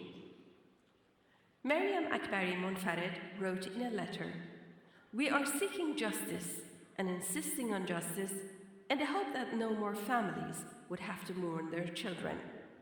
We have lived through the terrible and torturous decade of the 1980s.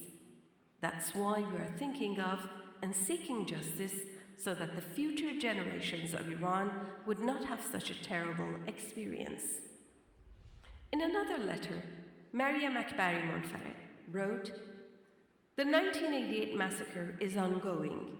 The execution and killings of innocent people are the continuation of that massacre.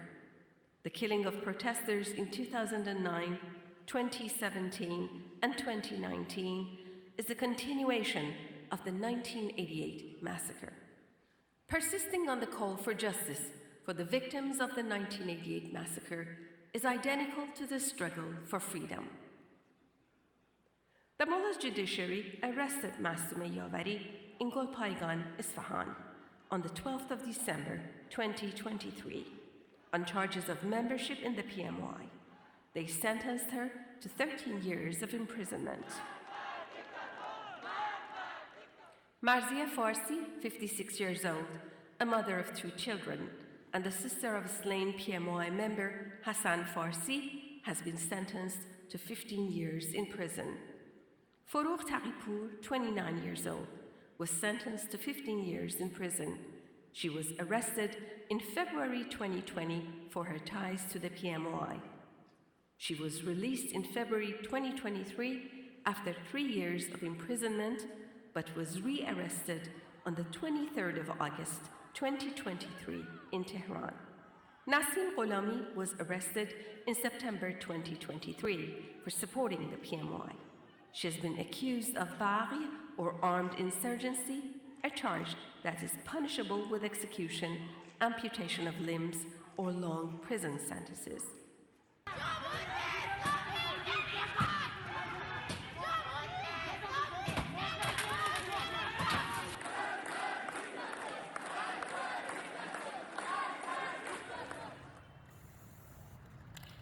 Despite the incarcerations, tortures, pain, and anguish, the women of Iran are determined to continue their struggle to the end to achieve freedom.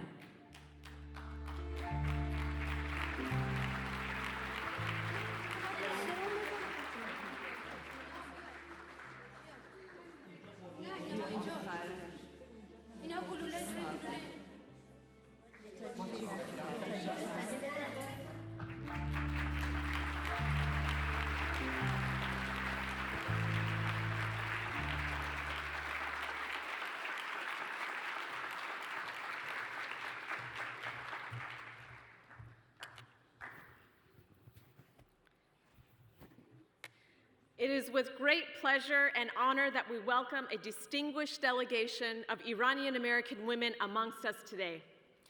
This esteemed group embodies the spirit of resilience, leadership, and cultural richness within the Iranian American community.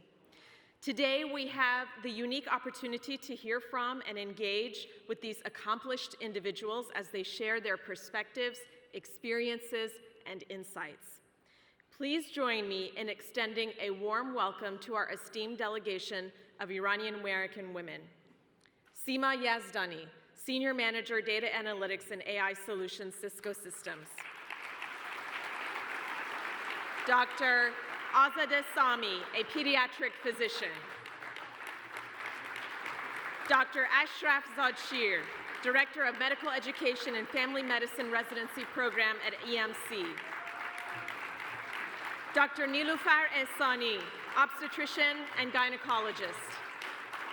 And Ms. Homeira Hesami, medical physicist at Las Colinas Cancer Center.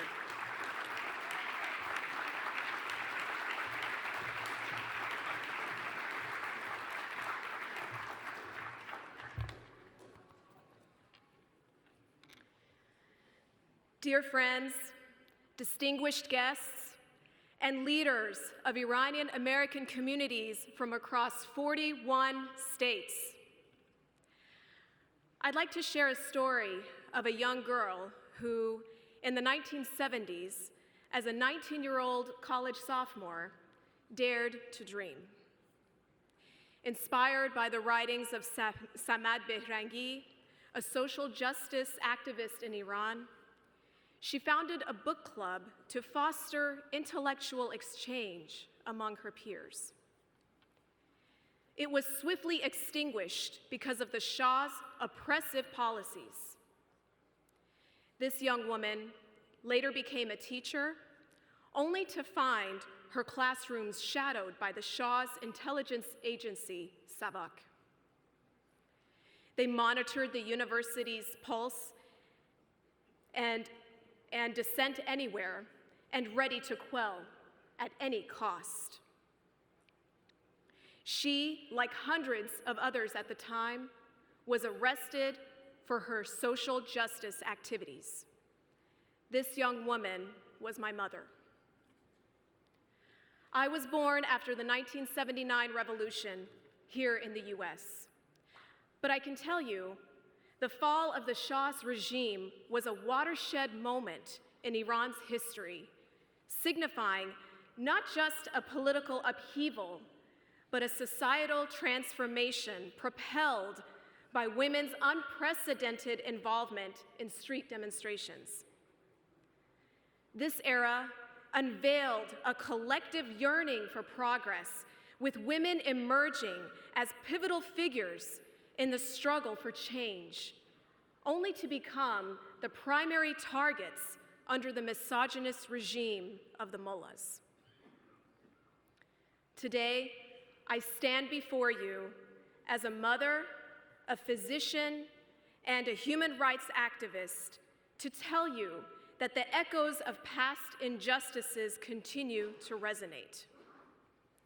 Amidst this backdrop, Mrs. Maryam Rajavi has emerged as a beacon of hope and defiance that spans across generations, from my mother's generation to my daughter's generation. In 1984, she etched her name in history as the first woman to lead a major political organization in modern Iran.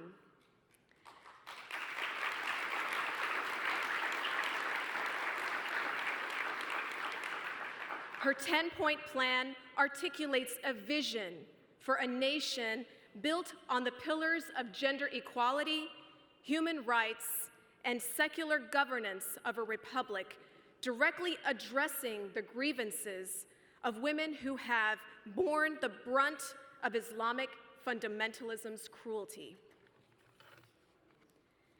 As we reflect on this journey, clearly the struggle for women's rights in Iran is far from over. The legacy of those who fought against the Shah and those who continue to fight today underscores a relentless pursuit of justice and equality. And I am so proud of being part of this journey with my mother. Thank you.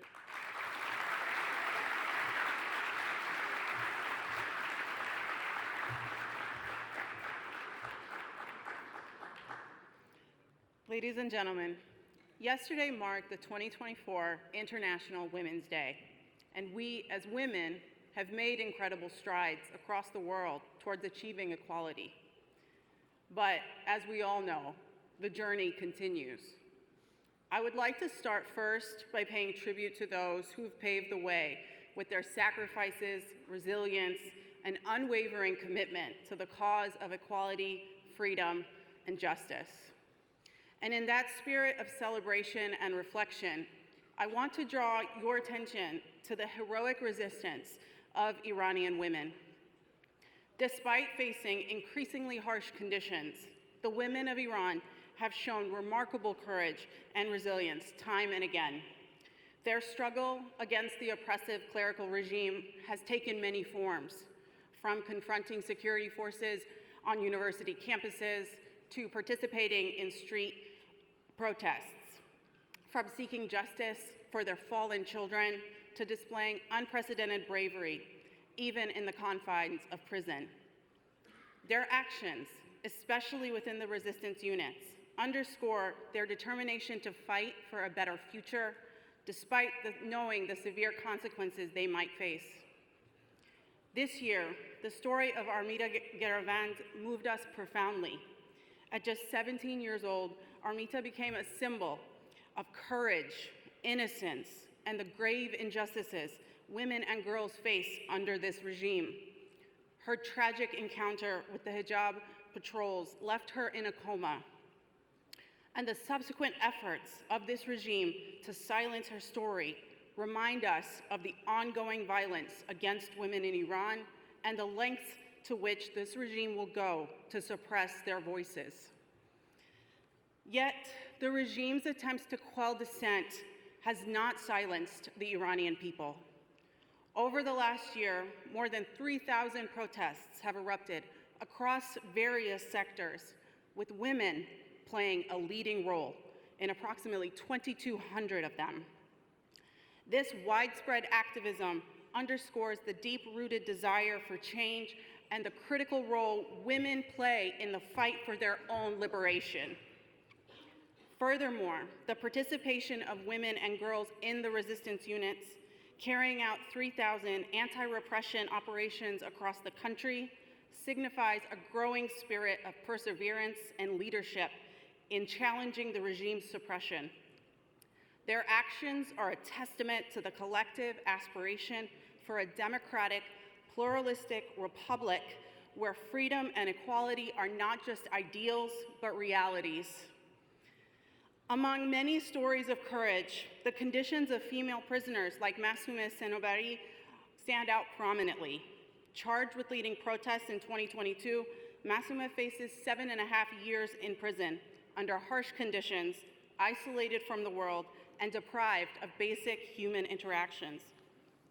Her story is a stark reminder of the regime's brutal treatment of women who dare stand against oppression. So, in commemorating the 2024 International Women's Day, let us renew our commitment to supporting the Iranian women and their fight for equality and freedom.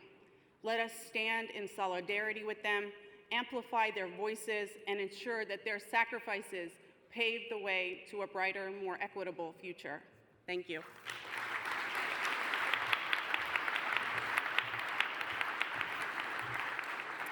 It's truly uplifting to see such a great and vibrant turnout. Ladies and gentlemen, as we gathered here today, I am filled with profound sense of pride and admiration for the extraordinary women and girls of Iran. The courageous resilience and unwavering spirit in the face of adversity serve as a beacon of hope for us all. As a woman, a scholar, and medical doctor, I cannot help but to reflect on the struggle and aspirations of my fellow Iranian women and girls in the midst of long-standing discrimination and oppression by clerical regime in Iran. They have shown remarkable strength and determination for freedom and democracy, as the world witnessed during the 2022 uprising. The courageous resistance, both within Iran and beyond its border, is a testament to the enduring legacy of Mujahideen Khalq women. For 4 decades, they have fought tirelessly for free Iran and guided by the visionary leadership of Mrs. Mariam Rajavi. Her leadership has remained steadfast. Her commitment to the cause has empowered countless women to rise up and lead the fight for a brighter future free from the shackles of any forms of dictators. Recently, as you heard before, the clerical regime in Iran conducted a trial to prosecute leaders and members of the MEK, many of whom are women residing in Ashraf Tree in Albania. The regime's objective with this so-called trial is to suppress the youth and women in Iran by instilling fear to deter them from joining the MEK and resistance units. But it doesn't go anywhere, is it? How the regime attempt to suppress the youth and women of Iran will not succeed. The spirit of resistance among women is stronger than ever, and their determination and commitment to the cause remains unshaken. And I should say that I draw my inspiration from them, the women of Ashraf Tree, from brave and courageous girls in resistance units, and from the visionary leader, Mrs. Mariam Rajavi.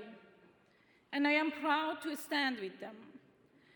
Let us stand united in our determination to support and honor women in resistance for their relentless struggle, their remarkable leadership, and their commitment to a free, secular, and republic Iran, where all Iranians can live in peace, dignity, and equality.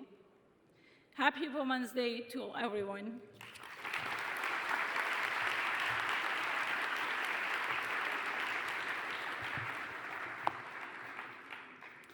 Dear attendees, esteemed guests, today marks a significant milestone as we commemorate 45 years of the remarkable Iranian resistance, particularly highlighting the integral role played by the women within the Mujahideen Khalq movement. Over this time, the MEK has been a formidable force of resistance against dictatorships advancing the cause of gender equality, diversity, and inclusion, rejecting self-serving egos, in favor of the well-being and freedom of the greater common good.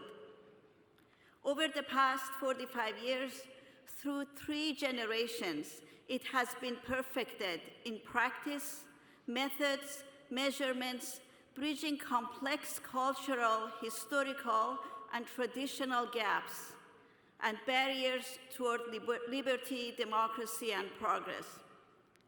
They stand on the history of more than 100 years of struggle for a free Iran.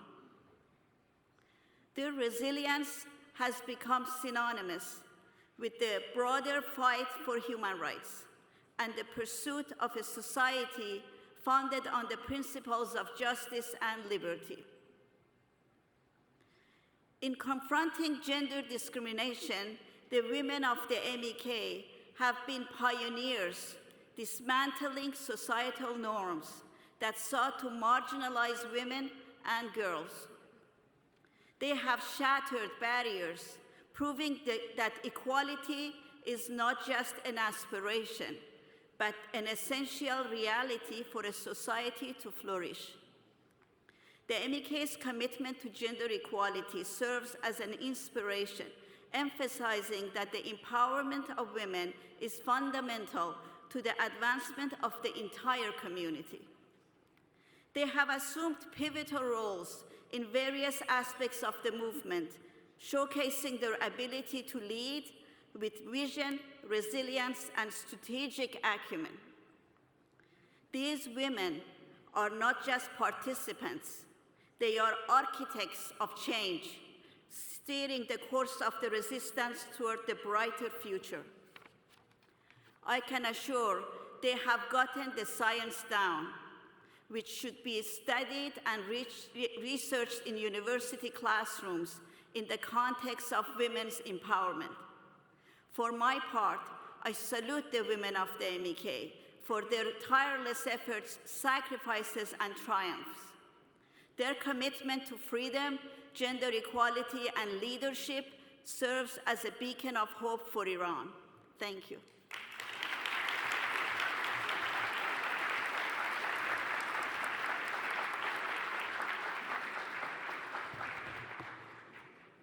Good afternoon.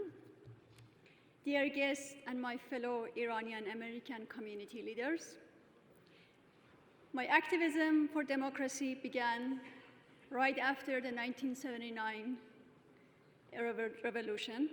I joined those seeking social justice and freedom, which became our generation's guiding beacons in a time of repression under the Shah. Unfortunately, our revolution was hijacked by the Ayatollahs. As a young woman, I faced persecution and terror. I became a political prisoner, victimized by the misogynist machinery of oppression, designed to crush dissent and stifle the voices of freedom. Within the dark confines of a prison cell, I faced the horrors that have haunted countless Iranian women, horrors meant to break our spirits and erase our dreams. But we did not give in, we did not give up.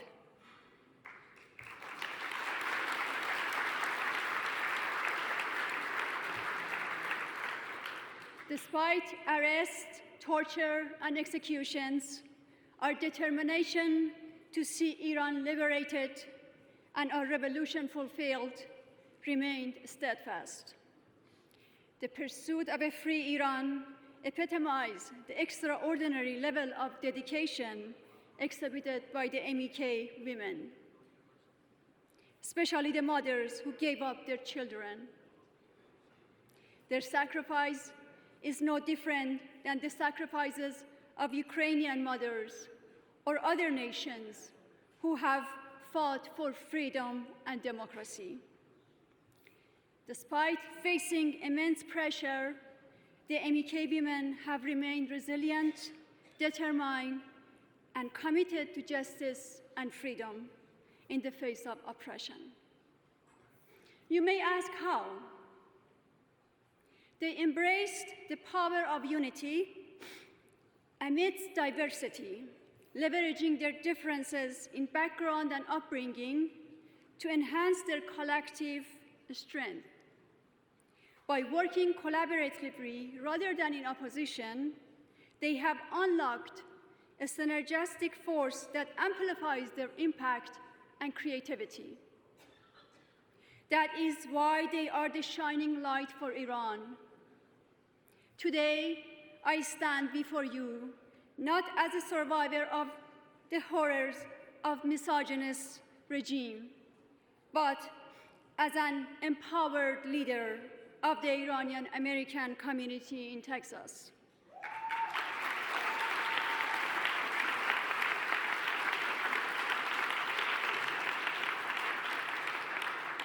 My journey from the dark cells of Iran's prison to community leadership in the United States is a testament to the unbreakable spirit of Iranian women who have faced unimaginable adversities. Thank you for your attention.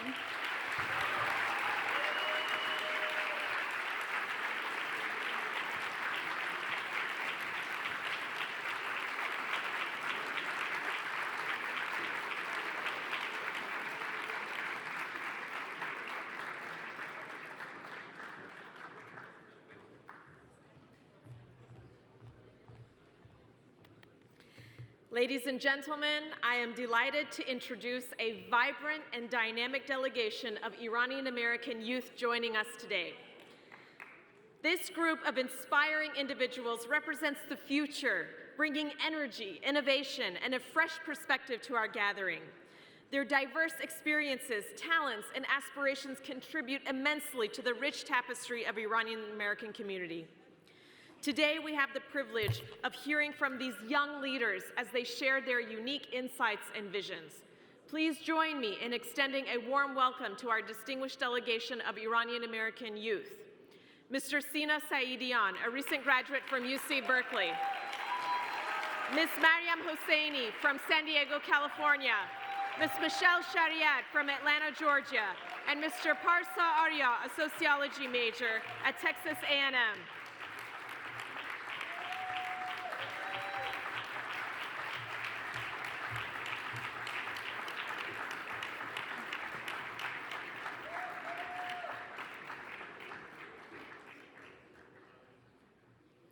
Ladies and gentlemen, as a child of a political prisoner from Iran, I carry a narrative, not just of suffering and loss, but also of hope and relentless pursuit of freedom.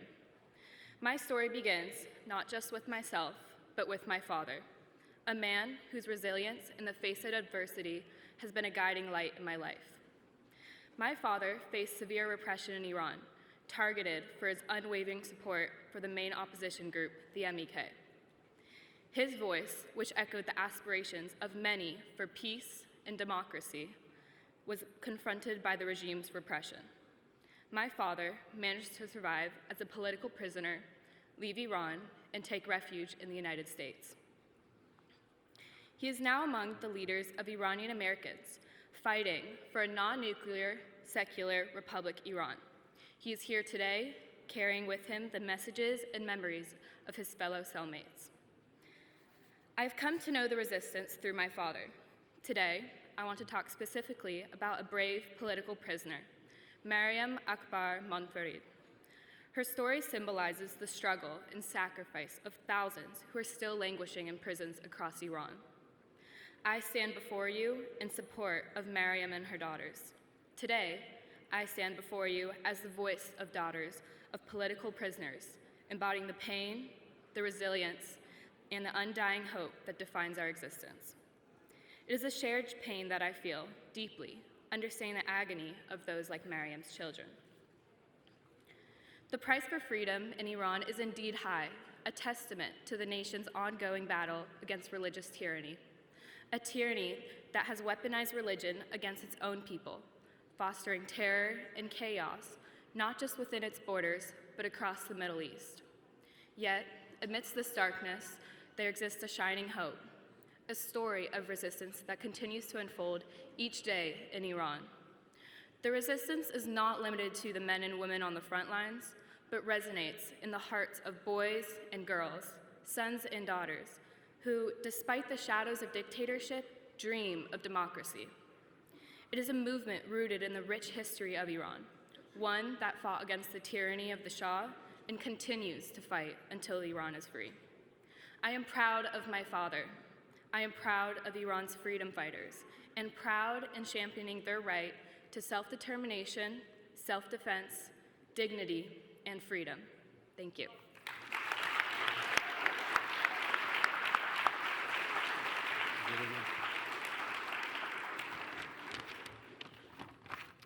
Howdy, ladies and gentlemen. I'm the one from Texas. It's a pleasure to be speaking here before you, and as we've heard from previous speakers, we're here in support of a free and non-nuclear and secular Iranian republic. This brings me to our republic here in America. Being an American, it's not simply a birthright, but a commitment to a set of values. I was born after the 1979 revolution in Houston, Texas. My father emigrated from Iran and my mother from Mexico. And it's because of this that I've learned that being an American, sorry, excuse me, is that better? All right. My mother and father. My father emigrated from Iran, my mother from Mexico. And it's because of this I've learned that being an American, it's not simply a birthright, but a set of values that we commit to uphold. One of which is the defense of human rights. In 2023, the world witnessed a troubling 43% increase in executions by the regime in Tehran. The mullahs regime holds the highest number of execution of athletes, artists, and young people in the world. So where does that exactly leave us as Americans?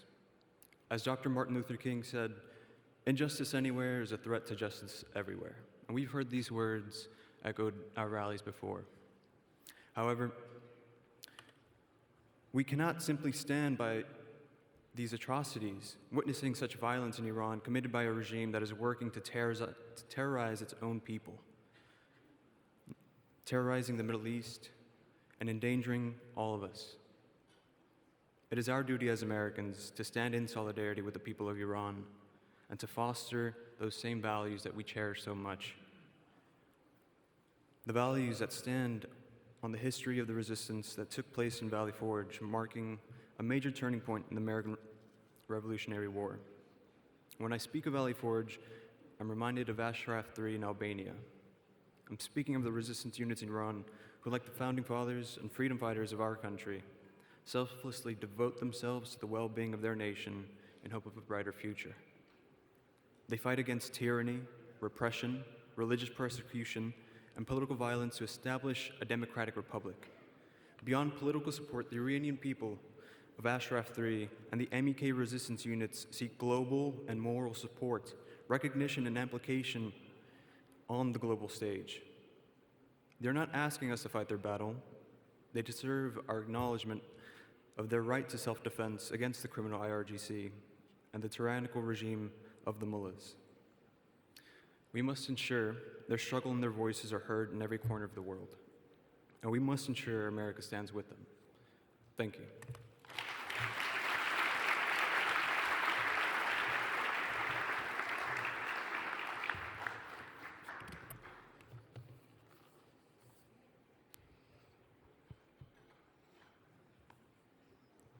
Ladies and gentlemen, distinguished guests, and Iranian American leaders, today I stand before you not just as a student activist, but as an advocate for human rights and democratic values, particularly concerning the situation in Iran. Our support for the call for regime change in Iran is not just an expression of political opinion, but a manifestation of our commitment to fundamental human rights, justice, and the global fight against tyranny. I was born after the 1979 revolution. Reflecting on Iran's history, however, it is evident that the widespread public dissatisfaction can lead to a substantial change, as we saw in the 1979 revolution. This historical context amplifies Tehran's fear of mass protests, knowing well that their power hangs by a thread of public consent.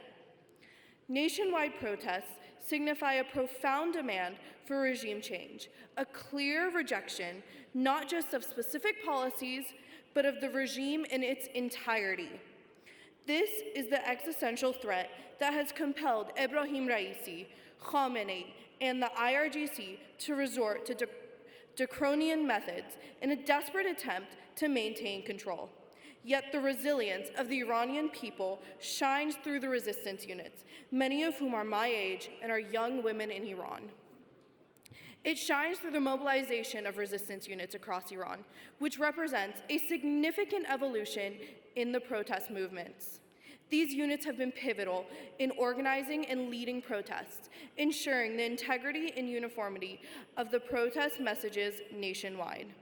Despite internet blackouts and surveillance, their coordination and dissemination of information have kept the flame of resistance alive, transforming isolated incidents of dissident into powerful nationwide movements calling for a regime change for the people and by the people of Iran.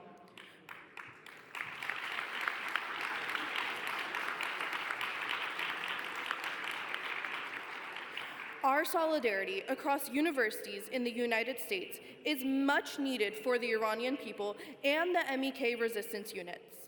As students and activists in the United States, we have a unique platform and responsibility to amplify the Iranian people's desire for a democratic, secular, and non-nuclear Republic of Iran. Our support can make a difference, encouraging further international recognition and political support for their cause.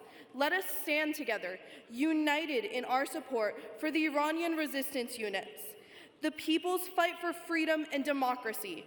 Let our voices be heard, and let us ensure that the flame of resistance in Iran is fueled by our unwavering support for their rightful quest for a better future.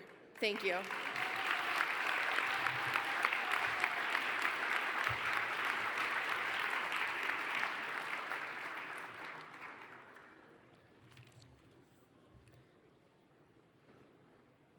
Good afternoon, friends and distinguished guests.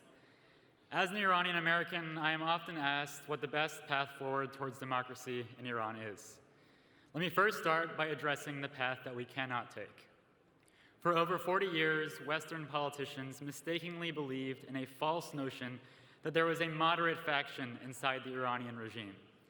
And blinded by the futile game of negotiations and nuclear deals, pro-appeasement administrations failed to support nationwide uprisings from 1999 to 2009 to 2017. But after the latest uprisings in 2022, the world finally recognized that the concept of reforming a murderous regime such as the Ayatollahs is and always was a myth. However, a new and equally sinister faction led by the son of a deposed Shah, has emerged from the failed reform movement to co-opt the Iranian people's democratic aspirations. Many of us knew from day one that the son of the Shah and his posse of former Savak torturers, ex-reformists, and regime puppets represent nothing more than another feeble attempt to distract the international community and blow out the flames of regime change in Iran.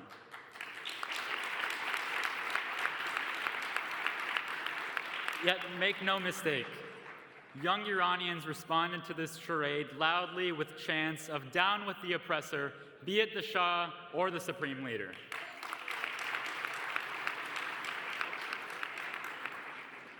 Now, with that said, I'm not here to relitigate the past or lament the efforts of the regime and its cronies to undermine our resistance. Instead, I'd like to shine a light on the inspiring vision of freedom and progress that young Iranians represent. In order for regime change to be successful, there must be a capable alternative to lead it.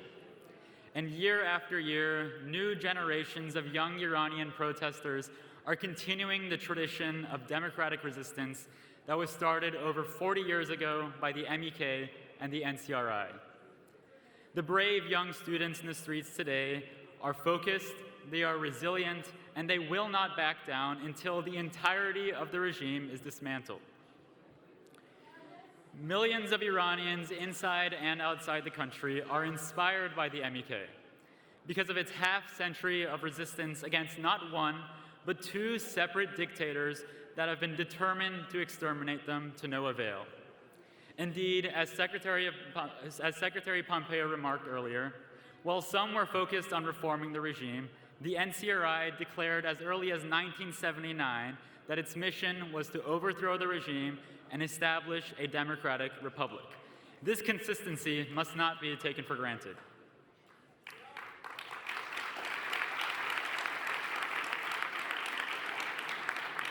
Because of its track record and because of its commitment to its principles, the MEK has been subject to the most barbaric persecution imaginable.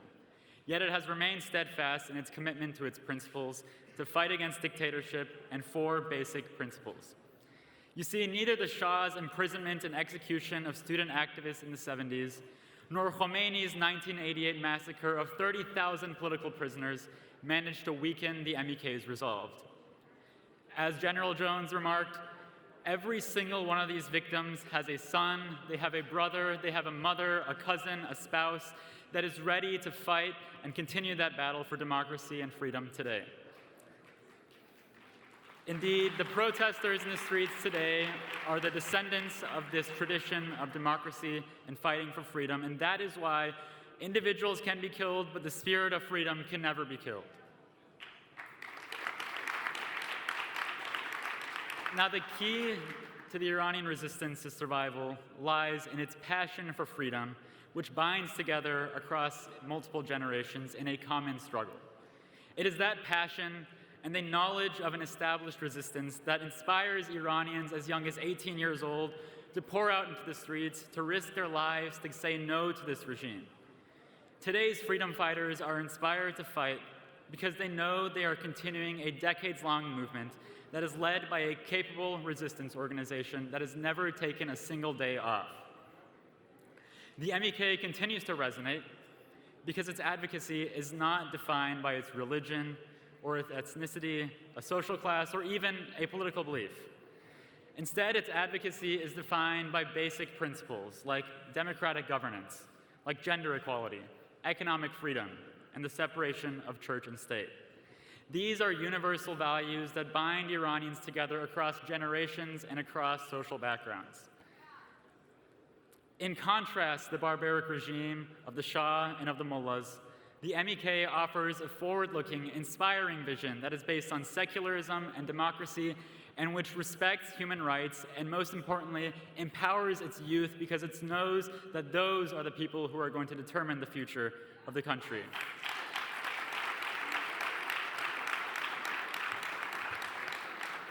Now, of course, the future of Iran will be determined by the people of Iran, but we must not forget that the MEK and the NCRI have played a very crucial part, whether directly or indirectly, in laying an intellectual foundation for regime change that is now being echoed in the streets of Iran every single day. Now, I personally was born after the revolution in 1979, and I've never been allowed to visit Iran because of my outspoken opposition to this regime. But I've had the privilege to get to know the young leaders of the Iranian opposition, and I have deep admiration for their commitment to securing freedom and democracy for their brothers and sisters in Iran. Let us not forget the sacrifices that young Iranians have made and are continuing to make to bring about a brighter future. To the youth in Iran, I say thank you for inspiring us with your resistance. We stand with your righteous fight to overthrow the mullahs and to establish a secular, a democratic, and a non-nuclear republic in Iran.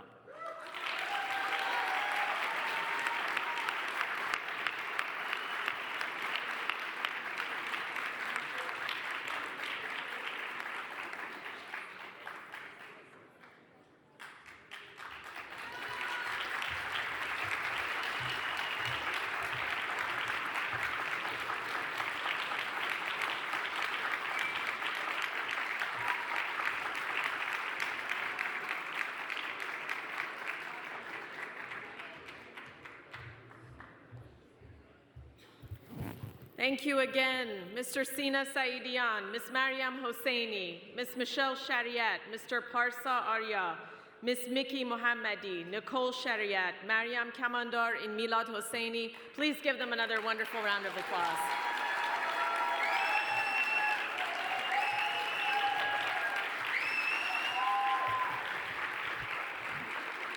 As we draw the curtains on this impactful event, I am filled with gratitude for your active participation and thoughtful engagement throughout the day. The insightful discussions and perspectives shared by our distinguished speakers have provided valuable insights into the challenges faced by the Iranian people and the collective pursuit of solutions. I extend my sincere appreciation to all the speakers, delegates, and attendees for your invaluable contributions to this event.